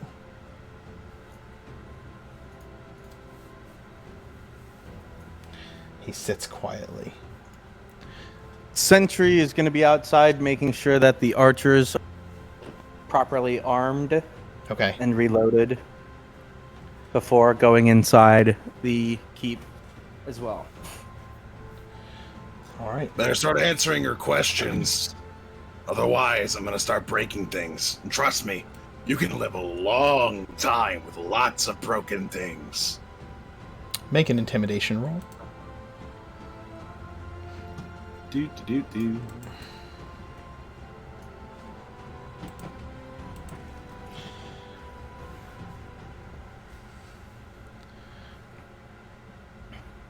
I didn't think your kind came around here anymore. Been a while, hasn't it?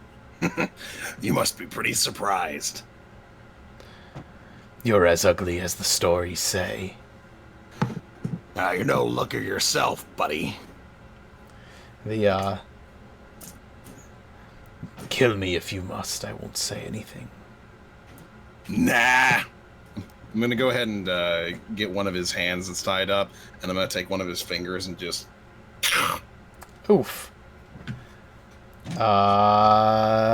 Okay. You break one of the fingers of this creature, and Lucy's cheering Kolak on. he just growls out and grits his teeth. You got 9 more. I can do this all night. Now we can start working on your toes. Orica looks at you. Kolak, as enthusiastic as you are on this method, I don't know how effective it may be. Perhaps he'll tell us something. Perhaps he'll tell us whatever he thinks we want to hear, just to have the pain stop. I don't know if it's a good idea. Maybe. Century is looking around for the provisions of the keep. Okay. They are there. There's a bunch stored in the stables. The rest are stored down in that basement where the old tunnel is. All right. He's gonna call for the sheriff to get some guys. He's going to prepare food for the defenders because they all look hungry and tired. You can do that. Go ahead and give me a cooking roll. Why don't you use I don't know, wisdom. I think it's a wisdom roll. Yeah, I think that'd be a wisdom thing. Yeah, wisdom. He's gonna take his time to make sure he does it. Okay, then it's just going to be 10 plus your wisdom plus your proficiency bonus to do that. Okay, so it'd be a 14. Okay. Yeah, you make some delicious food for the defenders over the next half hour or so as you do this. And while I'm cooking, I make sure that I do all this cooking in front of the hobgoblin. It's just in the keep proper. You're just setting up a fire and making making food in the hall. Yep, and I try to make it as pungent and juicy smelling as possible. Orca casts Zone of Truth on the area surrounding the hobgoblin. Being a cleric, she can do things like that. So she casts that spell and begins asking it the same questions. The hobgoblin tells her that they were ordered here by their war chief, who is in the city. They're here to take whatever they can. They need to gather provisions and wealth.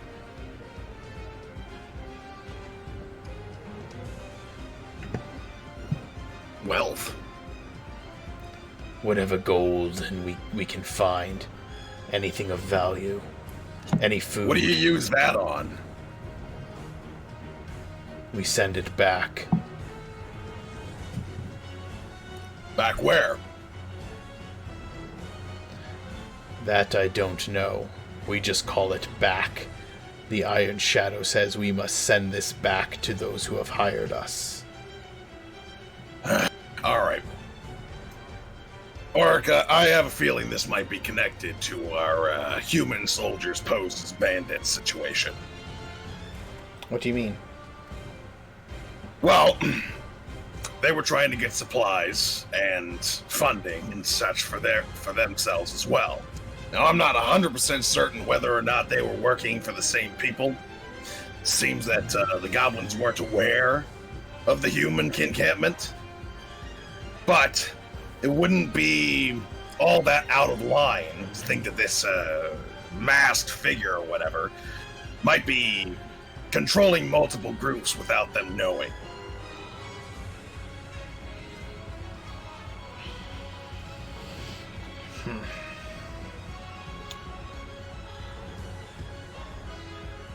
Are you looking for anything particular in the town?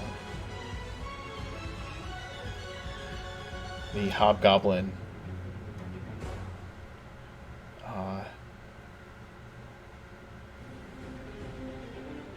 doesn't say anything. Oh, come on! You've been so helpful so far!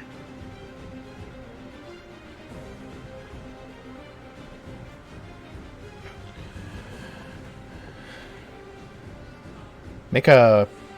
Well, I don't even know. That's not much of a statement. I mean, you don't want to break asks, with more fingers, do you? In the middle of cooking, Sentry asks, controls giant creature? It controls itself. It has agreed to help us for a portion of what we find. Is it the Gargoyle Prince? It's like totally the Gargoyle Prince, right?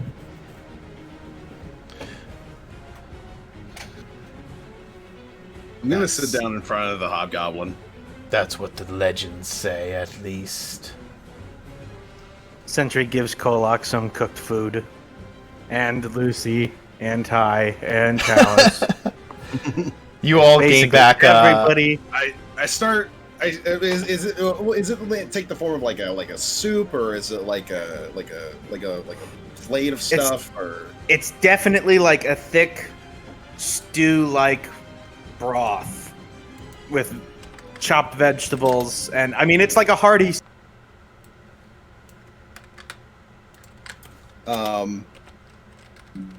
Kolak's gonna go ahead and sit in front of him, in front of the hobgoblin. He's gonna start just like stirring his soup a little bit. All right.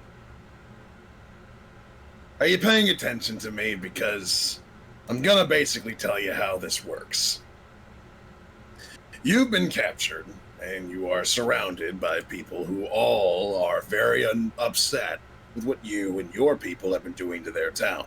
All of them really want to kill you right now. And the moment that we think that you're not useful to us in any way and aren't able to give us information we don't already have, well, there's not a lot we'll be able to do to stem them off. However, there is a possibility of you getting out of this alive. Your people already have demonstrated an incapability of penetrating this fortress.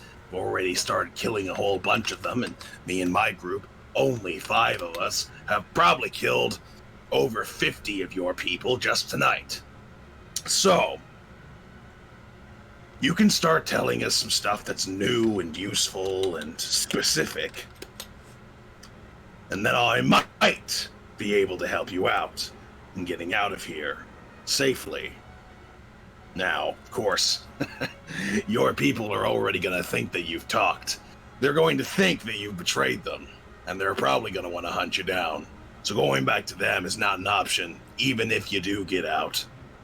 So it's up to you if you want my help getting somewhere safe, away from your people and the people here who want to kill you. Or we leave you in here and see what happens.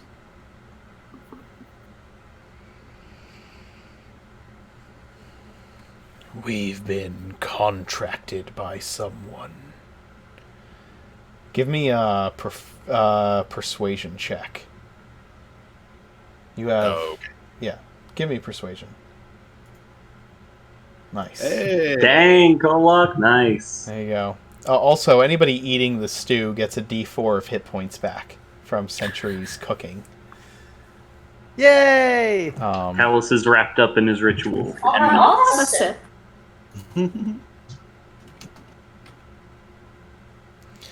Full health, baby. All right.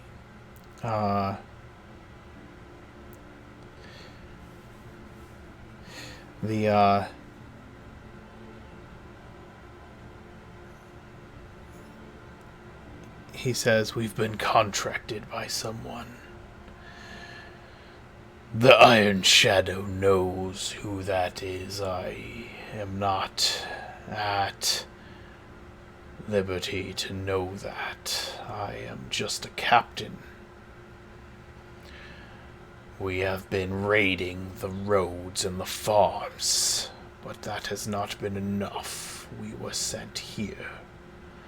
Apparently, there is an artifact in the temple. An artifact of some value. We have been ordered to find it. But it was not there when we ransacked the building. Do you know what artifact he might be talking about? Sentry asks Orica. Orca looks at you and says, I'd rather not say right now. Well, I would rather this siege be over with in a timely manner. I don't think now is the time for secrets, priest. We will speak after we are done with this prisoner. But now I just want to know more. He says to you, Kolok, someone needs food stores with how dry and terrible the land has been producing, from what I've been able to gather.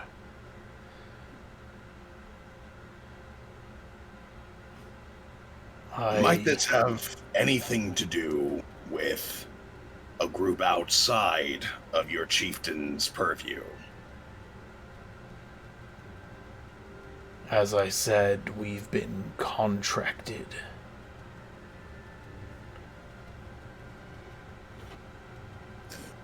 So your war chief would probably know. I don't know. but I know that we get our orders from the Shadow. They control the fort that we have established, our war camp. This is but a raiding force. It is not even our full strength.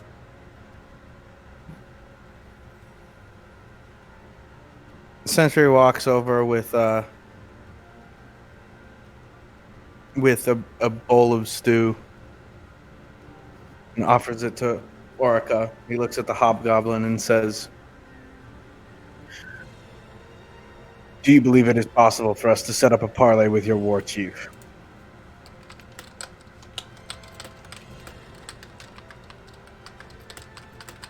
Perhaps. I'll need something more concrete than a perhaps. How would you suggest we go about doing that?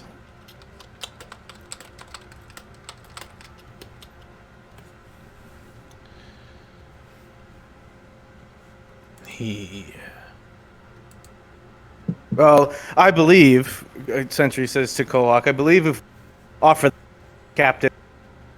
You cut out. You cut out a lot there, yeah. Yeah. Oh, sorry. Am I better now? Yes. Sentry looks to Kolak and he says, I believe if we offer the back as a offering, they might be inclined to hear us out. Yeah, well, we also thought that when it came to the humans, but we both know how that turned out. Considering their reaction to protecting the captain that we had harpooned from the roof, I think that these folks are. I believe that it's possible these goblins are inclined to protect their own than the humans we'd fought earlier. Can't be entirely sure of that. After all, the goblins, the regular little green ones, are likely to turn traitor regardless. Talus, what ritual are you casting out there in the courtyard? So I am using my new spell called Find Familiar, and Talus is reanimating a wolf cub. Okay. There's another. You cast your spell, and the wolf cub begins to bound around you as your familiar. And he comes full-fledged alive and is bounding in your hands and hops up and starts licking your face excitedly, pleased to be your creature. And you hear in your mind telepathically, master snacks. Talus reaches into his little cloak there and he pulls out some rations for his new friend. Awesome. As you're sitting there giving your pup some rations, you hear something. You hear a voice cry out. It is loud. Or not cry out, but call out. It is loud. It's booming, as if magically enhanced. And you hear suddenly, coming over the wall, somebody shouting, "Defenders! Defenders of Ridgefort! Defenders! This night has been successful, and I am feeling quite generous. Will you parley with me from your walls?" Damn it, I was just about to go up on top of the wall. Beat you to it. Damn it. Try to sink into the Gargoyle Prince's brain, because that'd be fun. Oh, you mean the giant circling one? I'm pretty sure it's probably not that. I don't think I was speaking. It was magically. It was. Kola claps the hobgoblin captain on the shoulder and goes, "Well, looks like we already got our opportunity. Good luck for you." And I'm going to head upstairs with Century. We'll follow. Okay. Orca's gonna call for some of the men of the fortress and the sheriff to come collect the hobgoblin captain, and she's going to go up to the parapets with you and look out from where the voice is calling. The war chief has ridden forward on his warg. That flying gargoyle has seemed to have left the town. You don't see it. You don't see it anywhere in the air.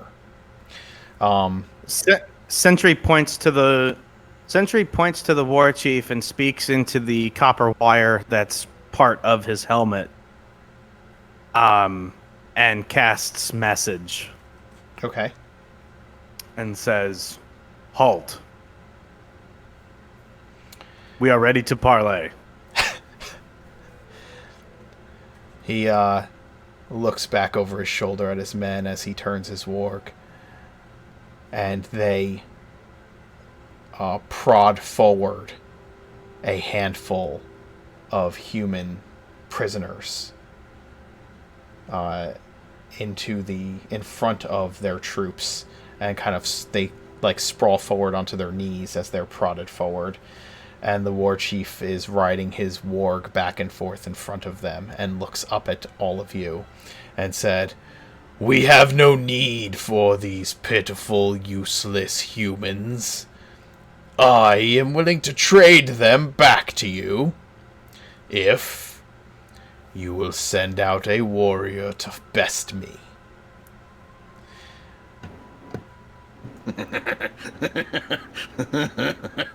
Kolak,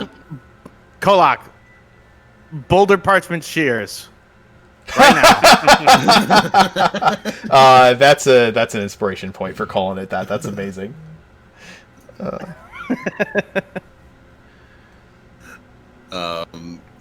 Kolak looks to him and says, "All things considered, it would probably be best if we can't get him to wait until I get a little bit of rest for you to do it anyway."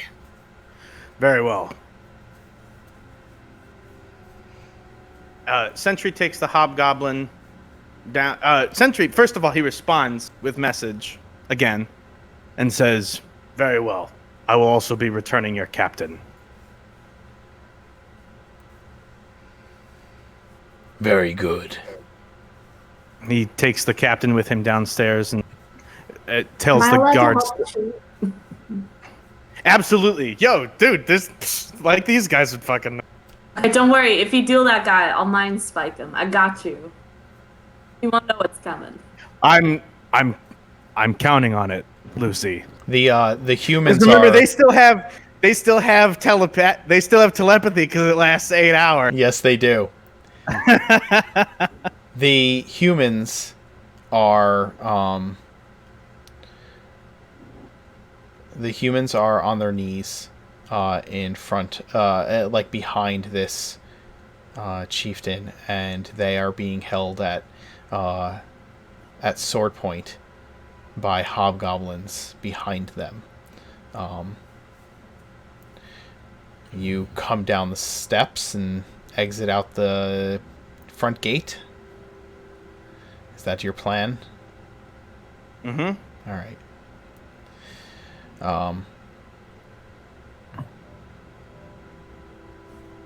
I will be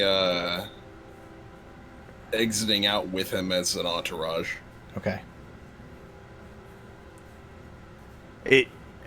Sentry looks at Kolak and says, "Keep hold of the hobgoblin." Seeing you step forward, the hobgoblin war chief looks to the men and he nods to some of them, and the ones that are holding swords to a group of several small children let go of the children, and the children are left to run across the battlefield towards you and Kolak and the entryway. But there are two adults that still have swords at their throats. "This is a token of my willingness to let go of these captives. These two will stay with me to make sure that our duel is honorable." He looks at Very Kolak. well. Oh, go ahead. I accept your terms. He looks to Kolak. interfere and they die. I would never interfere in a one-on-one fight. What sort of worshipper of Morrigan do you think I am? He Will you be atop your warg for this match? He looks at you standing on the ground. I will meet you where you stand. And he hops down off of the warg.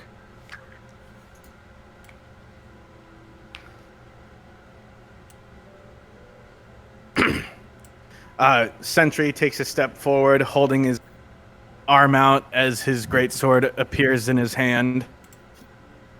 It's sort of just like I like to imagine it just sort of phasing into reality, just from wherever it was, which I think was the mill. Yes. No. You had stabbed it in the ground next to the defenders and pulled out your that's right. your crossbow. So it is in the middle of the courtyard inside, and some of the defenders have been looking at it, considering taking it, and it disappears from among them and reappears in your hands.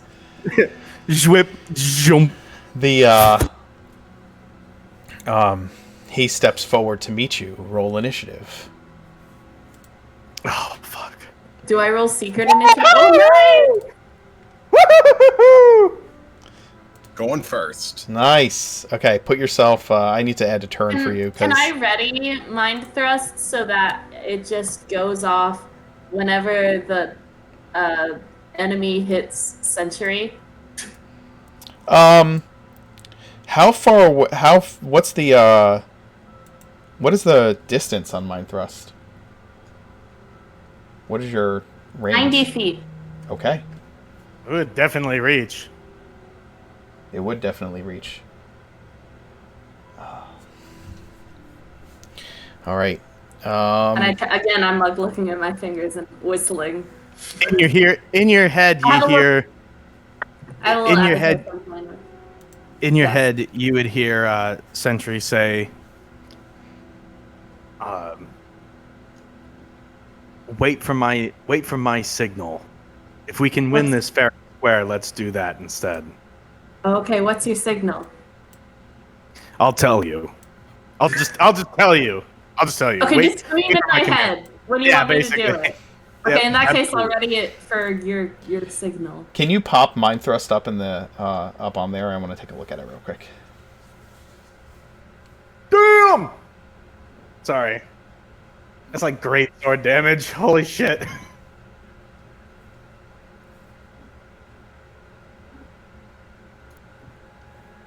Oh my god, that's more than great sword damage. Okay.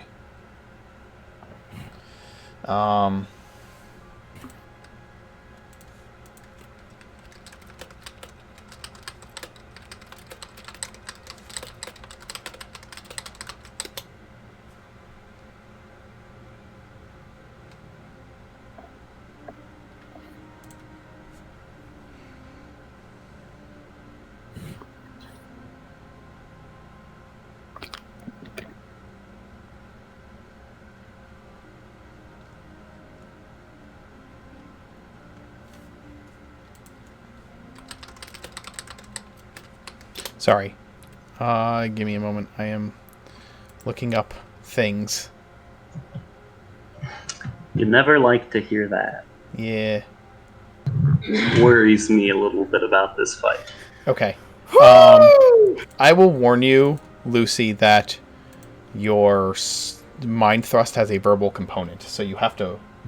As a psionic soul, I can at least roll my die to see if I can cast it without a verbal component. Yes, you will. If you cast it with a verbal component, there is a chance that he will be aware that you are casting at him.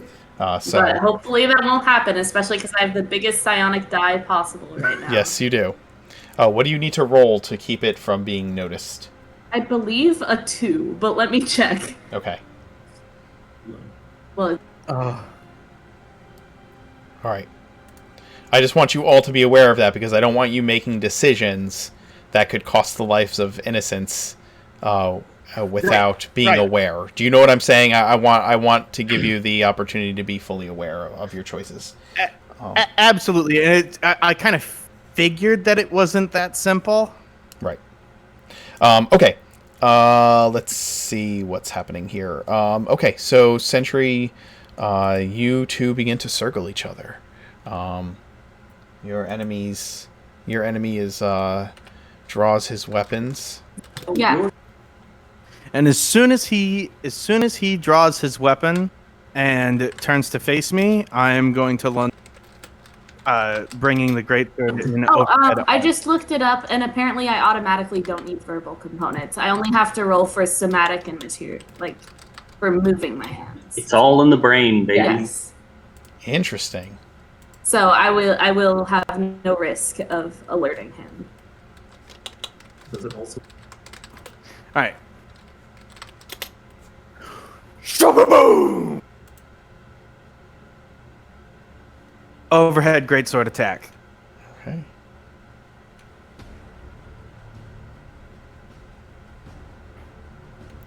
Wow.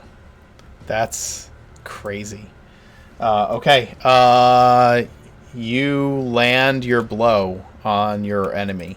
Go ahead and roll your damage. He tries to bring his sword and shield up to block the attack, but you get through it. And that is 9, or that is 10 damage. 10 damage. Okay. He shakes off your blow, readies his sword and shield again, and rushes towards you and makes 3 longsword attacks against you. Jesus Christ. Oh dear. 18 with the first one. That meets it. Now, are we doing meat or beat? Meat. It's meat or beat. It is meat or beat. Okay. He is going to use... no, he deals 4 slashing damage with the first one. The second one is a 22 to hit. That's a hit. All right, that's going to be another 4 slashing damage. And the third one is a 22 to hit. And you see him,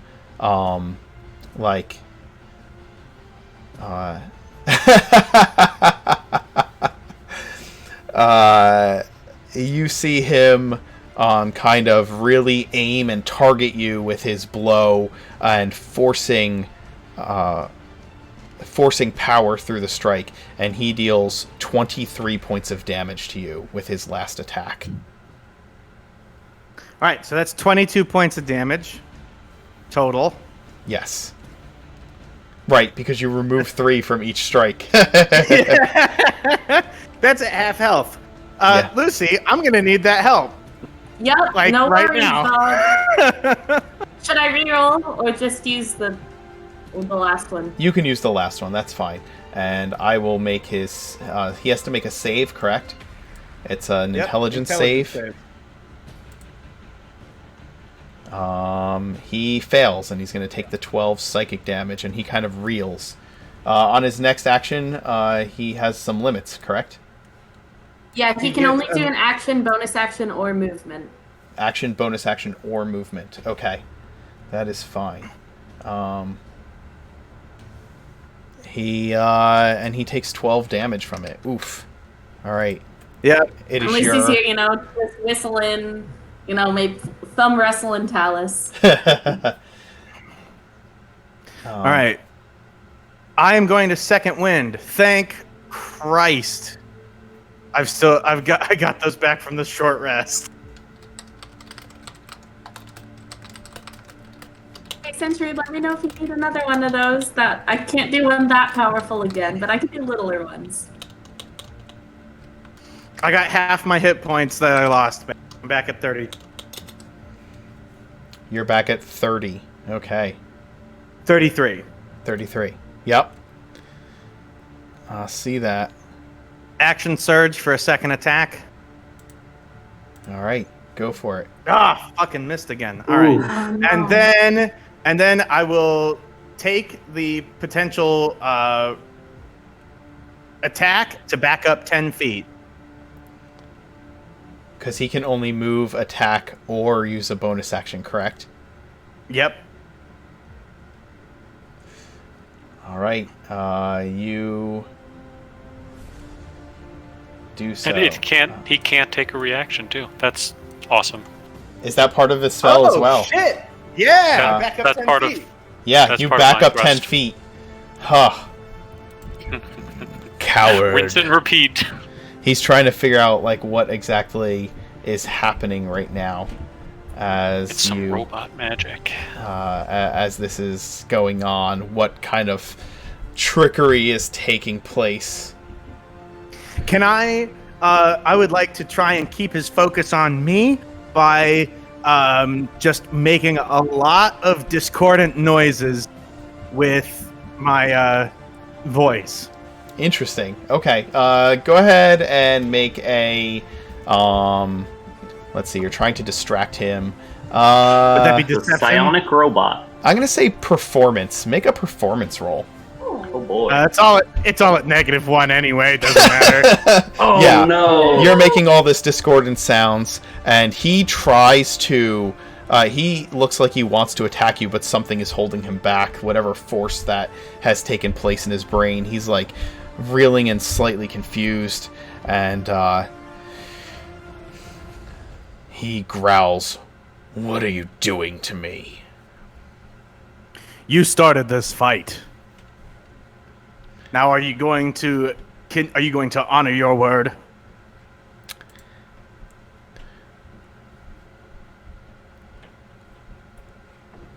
Quit backing away and fight me. He's gonna stay where he is and ready in action. He doesn't move towards you. Okay. We never agreed on a melee fight. I drop my greatsword and draw my heavy crossbow. Okay. Wait, nah.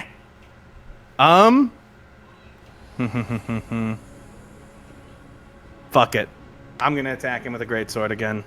It's my best chance of hitting him. Okay.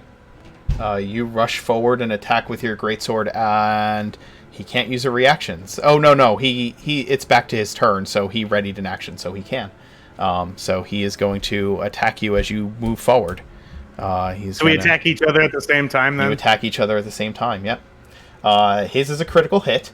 Yours is a 20. You will both hit each other at the same time. He's going to deal...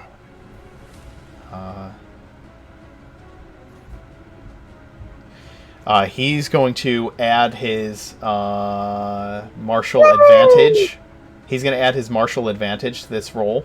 So he gets to add 8d6 to his attack roll, because it's normally 4d6, but since he criticaled, it's going to double. God. So he's going to do 32 plus his 8, 9, 10, 11, 12 damage. So 44 damage to you as you rush forward. You slam into him. Done. Yeah, you slam into him and deal and thrust your heavy greatsword through him as you lunge forward. He's still standing, and with your vulnerable back to him, he shifts his grip on his longsword and plunges it downwards into your back, full force, and you fall to the ground. And he rips the longsword out of you, and he says, "Don't follow us." And he turns around and hops on his warg and lets the prisoners go. They kind of rush forward, and the army begins to slowly withdraw from the town. And he calls up with thaumaturgy one more time.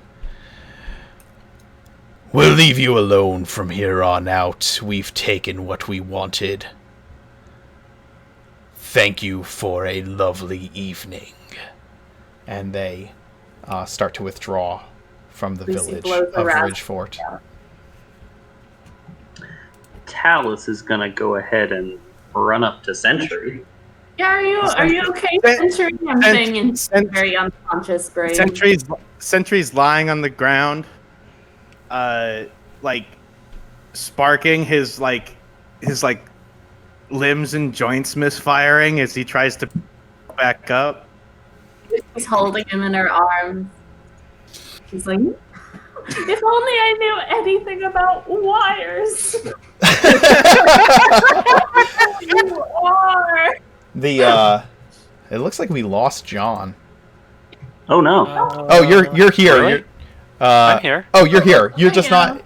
For some reason, you like disappeared from Roll20 for a second, so I wasn't sure if you were still in the voice chat. So, okay. As you're holding Sentry, and Talus comes out of the fortress, rushing forward. The army is slowly withdrawing. The two humans rush forward and embrace the children that had been let go earlier.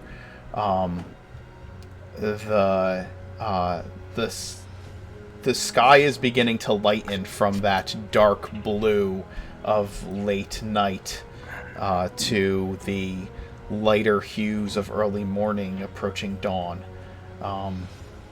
And Did they let the other humans go? yeah, they just let the other human go. They just ran and embraced the children that had been let go before. And you kind of gather around Sentry as the town is smoldering and burning in the early hours of morning, having been ransacked.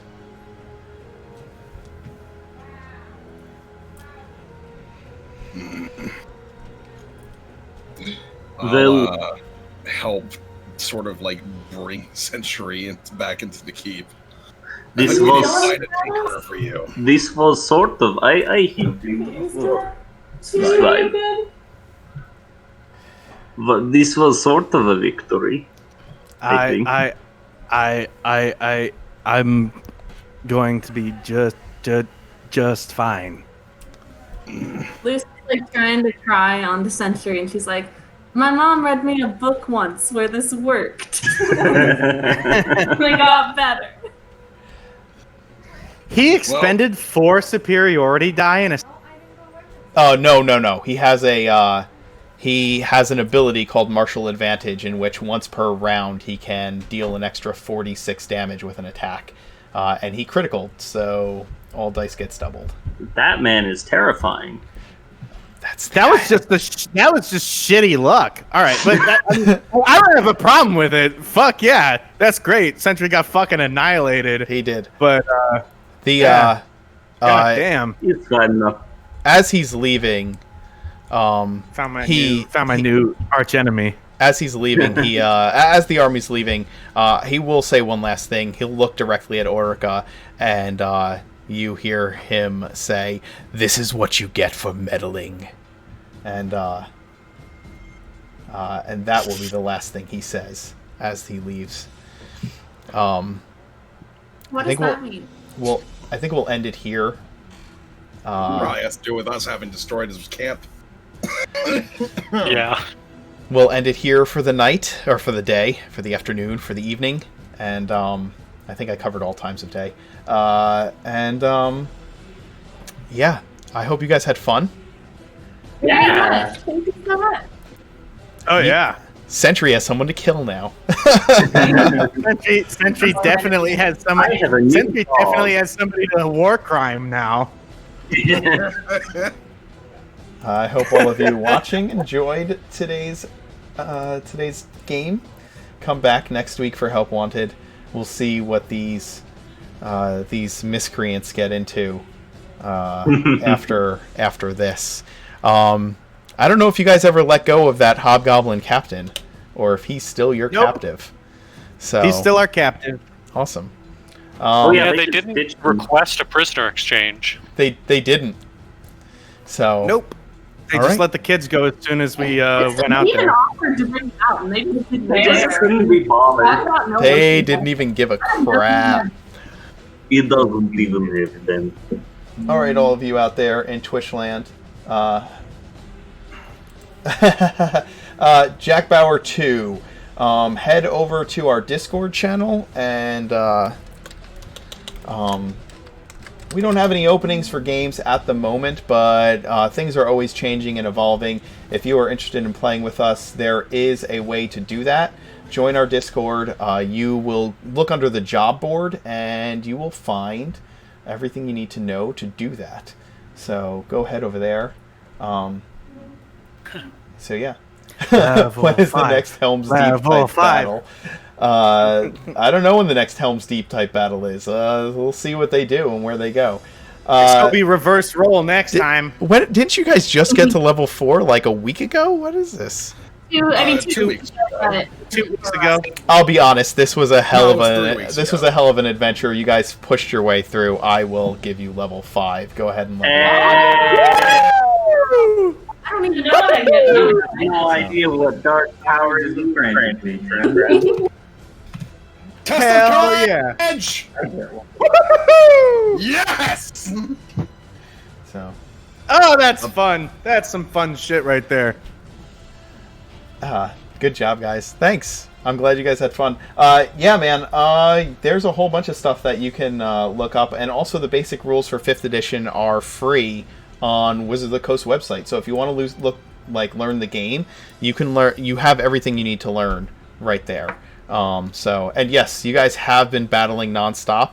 I definitely don't always give out levels that quickly, but you guys have been literally doing combat sessions for the last 5 adventures. Nonstop.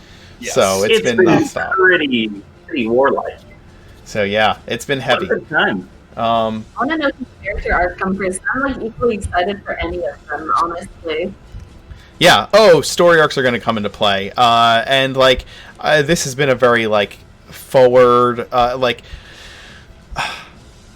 the story of what's happening in this town has kind of been thrust upon you, right? Because you've been hired to do a job, and so the first thing in the forefront of everything has been the work that you're doing. But as things evolve, I'm sure everybody's backstories are going to come into play as well. Also, I'll mention this: Ty, the prisoners who come rushing forward and embrace those kids. There is definitely a familial resemblance that you recognize in them. Excellent. So we'll leave it with that. And yeah, go ahead and level up your characters. We played a little bit past normal time today because I don't have a game tonight. Alex, you don't have a game tonight. If you guys want, we have been doing the affirmations in the other groups, but that's up to you if you want to do those. With what time it is, I don't know if you have things to do, so I don't want to hold you up. I've been having a blast. Yes, please. I'd be good with them, but yeah. Holy shit. This was incredible. This was a fucking All right. wonderful last session. I had so much fun. Good. I Let me- need something to protect me from crits, though. Like, that's my only complaint. Yeah, can you get adamantine plating? Absolutely, that's Yes. possible. That's gonna cost so much, and it's gonna be so hard to find. Just so you know, the Saturday group has stolen 12 bars of adamantine ore. So if you can get in touch with them, you might be able to buy some off of them. My only other question is, what armor did those heavily armored? Hobgoblins, what were they wearing? Yeah. I will tell you. The Hobgoblins are wearing... oh my god. I am getting in my own way right here. Half plate, I think. Oh, shoot. I closed my Dungeon Master window and only have my player window open. Hold on. I had to rejoin as a DM. Oh, crud. Reload. There it is. Okay.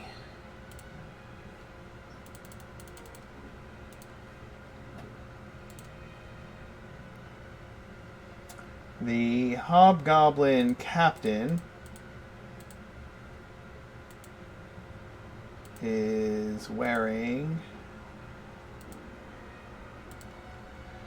so the Hobgoblin Captain that you have captured is wearing half plate, and the Hobgoblins themselves are wearing chainmail and shields. All right, I'm going to steal one of those shields. Sure, that's fine. And I take it they also have long swords. I don't have a dagger. I lost one of my 2 daggers. Yeah. You guys can get back. You can get back a dagger, absolutely. I take all of their daggers and pick the best. Okay. Let's do affirmations real quick. And this is something I've been doing in my other games a little bit. I saw it on another stream, and I thought it was really cool. So I will start with Alex. Alex, tell me what your favorite Kolok moment for tonight was, or for this afternoon was. Sorry. Probably to when we came across the 4 goblins and he just immediately leapt forward, dragon breathed one, slashed another, and then sentineled the last one. It's just like none of you are getting away. Yeah, that was pretty awesome. Chris, what was your favorite Kolok moment this afternoon? Oh, easily fucking spearing that hobgoblin. Oh my god, that was so great when he just harpooned him from the roof. That was So God, bad I need to work. I know. It was so good. Fiona, what was your favorite Kolok moment this afternoon? Ooh, that's a tricky one. Those have both been very good. I was a big fan also when I guess it's kind of a Century and Kolok moment when they just kind of clotheslined the second guy with their horses and just yanked them right off the wall. That was pretty fun. Zoe, what about for you? Favorite Kolok moment for today? Those were all very good and probably all tied in my mind. I also really liked when Kolok ran up the mill and then just kind of snuck down through the like what's it called, like the millstone, and then just like from above became a terror of death. Yeah, absolutely.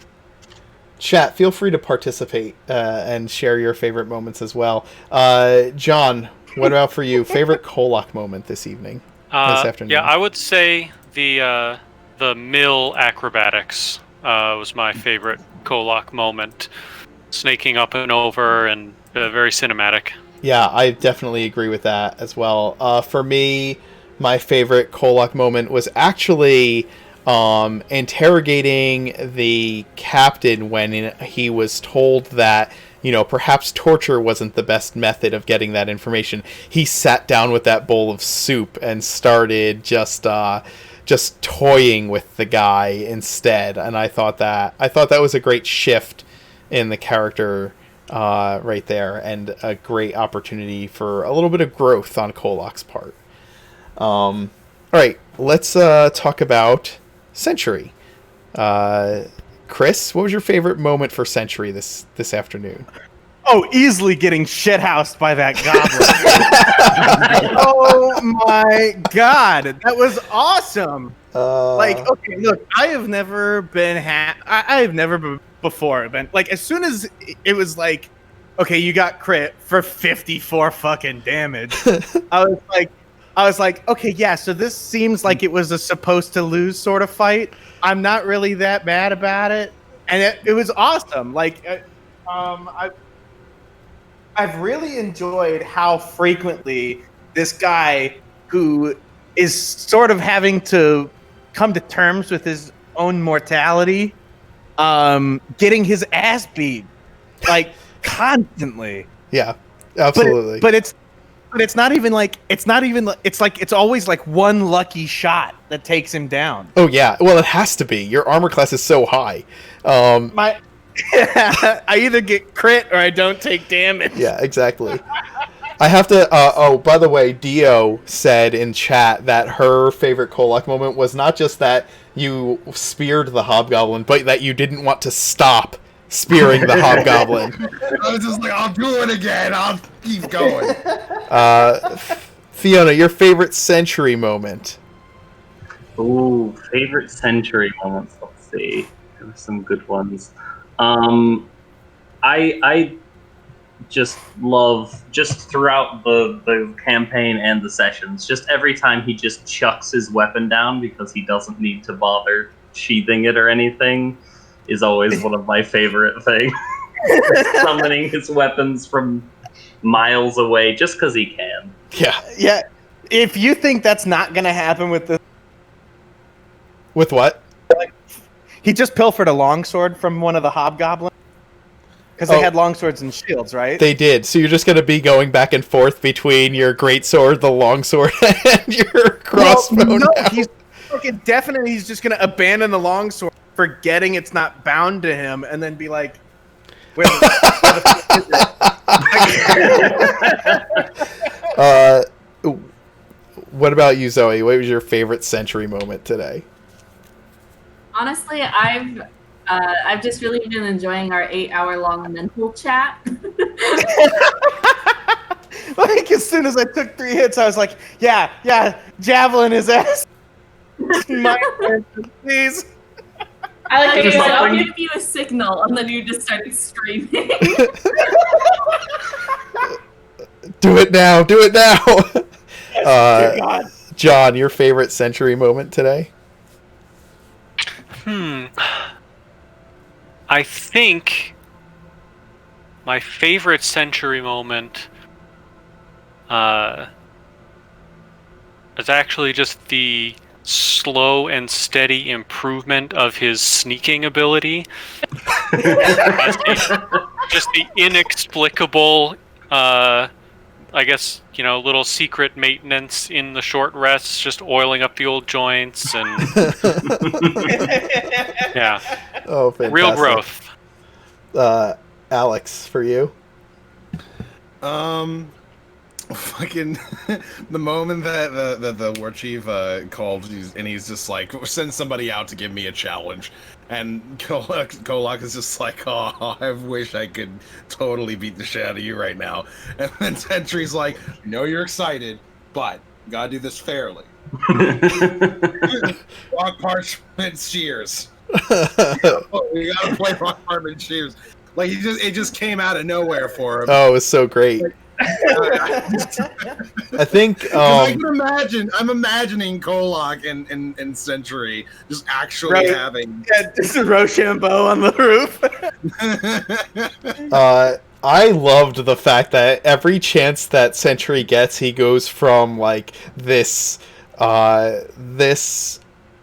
completely devoid of human emotion killing machine to I'm gonna cook everybody dinner. Like that shift is just fantastic, and I love it. Dio said her favorite Sentry moments were being proud of Lucy for getting into the mill, and Sentry math professor figuring out hypotenuse on the roof of the freaking fortress while he's trying to determine how much rope you guys should use to capture the captain.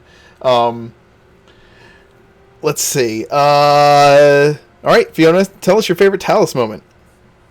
Ooh, favorite Talus moment. One of them, if this counts as a Talus moment, is just when we found the skull bomb and it just got immediately passed to him. Just wordlessly and immediately passed over to the bone guy.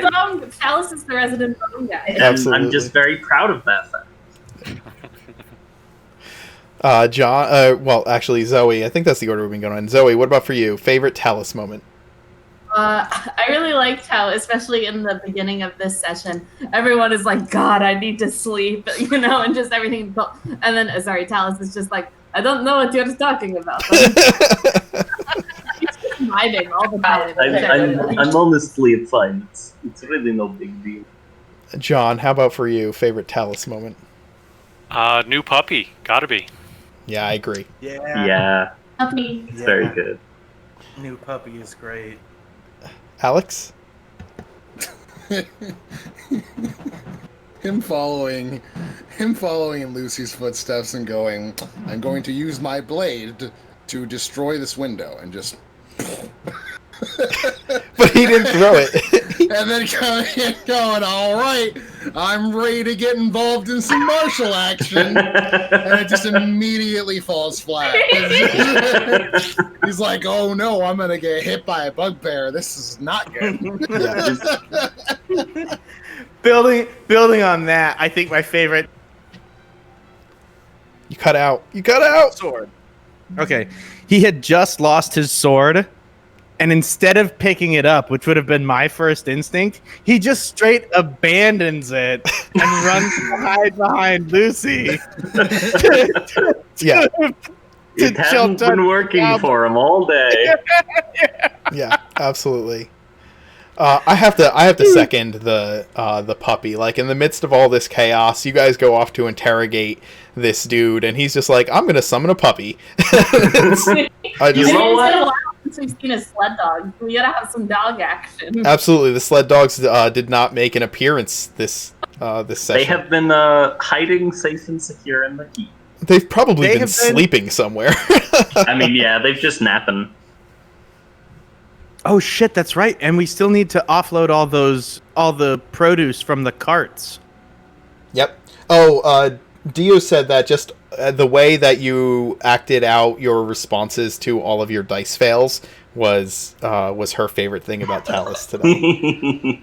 Why, thank you. Let's see. Zoe, favorite Lucy moment. For me, it was probably the fact that she tried to just open the door that was obviously locked, then tried to shoulder it, and then threw it across the window. Any chance I have to show that Lucy is not smart, John?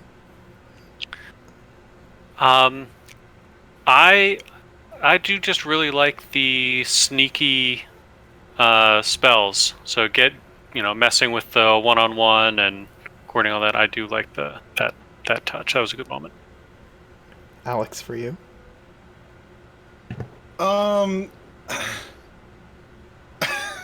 It's got to be throwing the fucking crossbow through the window. It's gotta be. She didn't have to. She could have held the crossbow and used that to break the window and then go. But literally, her words were, "I want to be dramatic." And then she throws it through. There was no reason to do that. No reason whatsoever. That was not required of her. But she just goes, "Aha!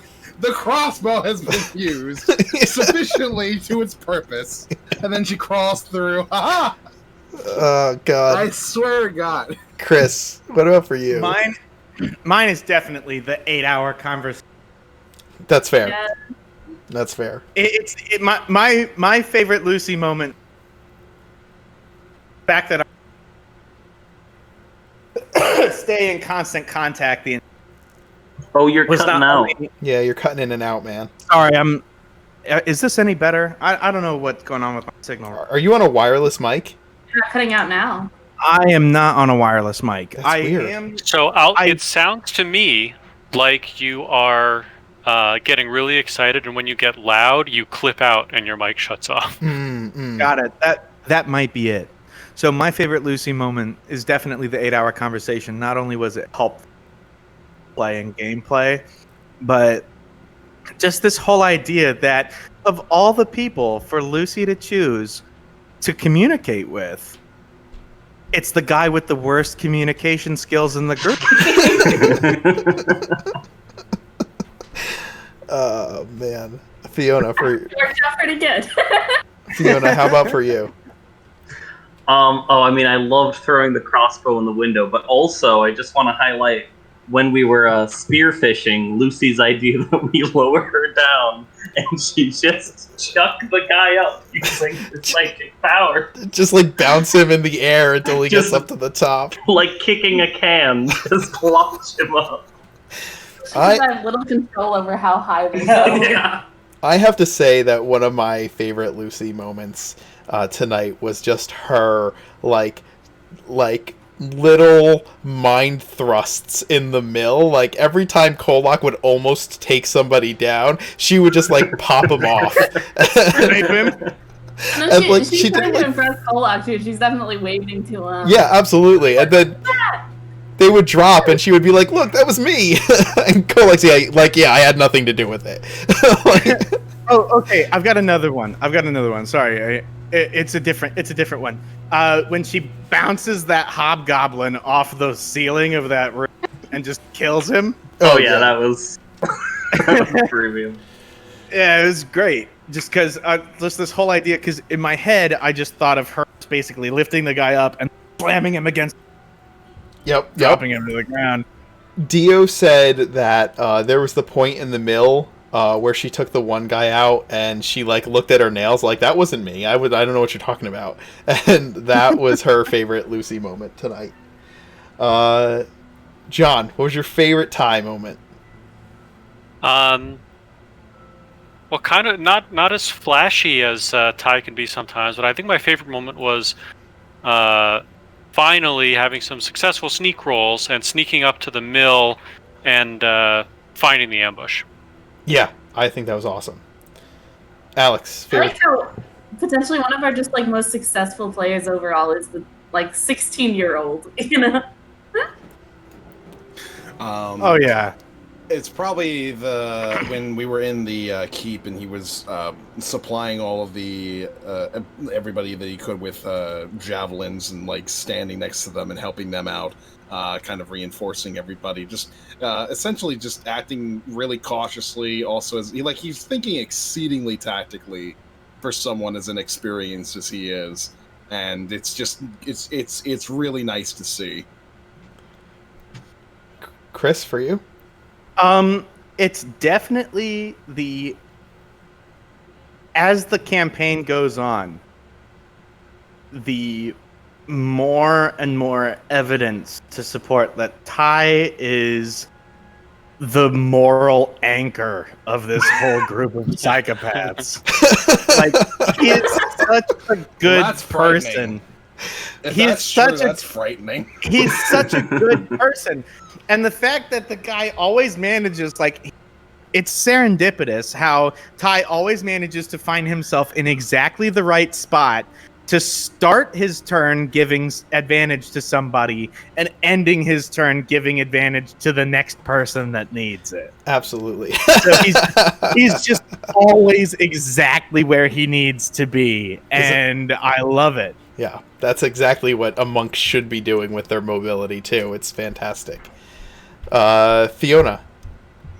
Kind of building off of that, I just love how Ty keeps knocking people out non-lethally while the rest of us are just kind of stabbing them and like strangling them with skeleton hands and all this, melting their brains. Then he's just like, yeah, I just punch him, so he... I have to tell you, there are times where you guys like describe how you're disemboweling people, and I look over on the screen, and John is just there like, oh my god, that's disgusting. I can't believe you guys are doing that. Poor John. I feel bad sometimes. I'm like, Ty is just like, no, stop, please don't. Zoe, what is your favorite Ty moment tonight? I have a very specific favorite Ty moment. I just love a lot of his one-liners. Like, he is so funny. And my favorite one today was when that hobgoblin like insulted Century's mother, who I'm sure doesn't even exist. And I heard that. I have to say that besides the look on John's face whenever he hears about the violence that Sentry and Kolak are committing, I have to say that I do love that Ty is constantly like this trying to be this positive influence in every situation. Like he's the one to always non-lethally knock the person out. He's always the one to like try and make suggestions in the middle of a interrogation to try and direct the conversation to something more productive than just harming your prisoners. Like he tends to I think you're right with him being the moral influence on the group. Like, it balances out the craziness so it doesn't go too far. Otherwise, I think you guys would really be just marauding psychopaths. And I think that, like, innocence that Ty has in certain moments just really provides both levity and, like, balance to the group. And that's probably one of my favorite things. He's definitely the straight man of the group. Like, from a comedy aspect? Right, yeah. Dio said that dealing with all the group murder hobo attitudes and is her favorite thing about Ty. Best Ty moment. So yeah, Thank you, I guys. take objection to the fact to the idea that we're all murder hobo. Okay. Talus, for example, doesn't go around killing people. He just goes around resurrecting. You Or just at heal least he will. everybody. And besides that, it's not like all of us want to get into every fight that we do. It's just that it ends up becoming a fight, and we end up having to do something about it. And We're one of those protecting things people, that most you certainly. have to do is rend people with jaws and claws and eat dead donkeys that are lying in the Listen, road. if someone is attacking you, then killing them is a part of the whole process. And use if a you big old fuck off sword. I can't And if just you not eat kill a someone body, with a that's sword. just recycling. Oh my Well, god. I mean, to be fair, Kolak did eat a merely unconscious goblin. I went to. I was doing so threateningly. I was Right. not actually You didn't doing actually it. do it. You didn't actually do it. Oh, all not right. the one in the mill? What No. were I'll just ask, what were your favorite moments I was doing it from to the scare him, game and then tonight? the guy's just like, "Yeah, go ahead and eat him. I don't think you're gonna get a lot out of him though." And I'm just like, "Oh, well, this is useless." I hate asking the question, what was your favorite DM moments tonight? So I'll just ask, what were your favorite moments from the game tonight? Because I feel weird asking that question. Okay, this is gonna be like the whole opportunity to have a mano-a-mano fight with the big bad. Like, That was fun. that was awesome. That was, and the helms. Oh, sorry, I don't want to steal anybody else's. Oh no, it's okay. I was just gonna say I loved how long the spearing idea went on. How many times we tried and how many different options we were talking through. I just like that was able to continue as long as it did. I was so hoping it would work. I was like, "Oh, this is such a good ass idea. This is gonna be so awesome. I'm gonna throw this spear. It's gonna get into the guy. We're gonna throw him up here, and we're gonna interrogate him. It's gonna be great."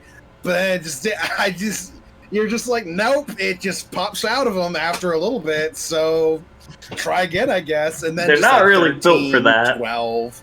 Humans are not really... I know, or- but still, it's such a good idea. humanoids are not really built for getting pulled up by spears on ropes. They're bendy.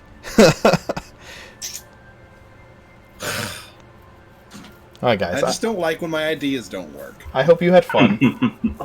I hope you had fun. Very much fun, thank you. You're so welcome. much. We'll see you guys next time. And thanks for joining us. It is guys, level up your characters, 5th level. We'll be back next week. Yes. Yes. Take care of Have that. a good afternoon. Already? Wow.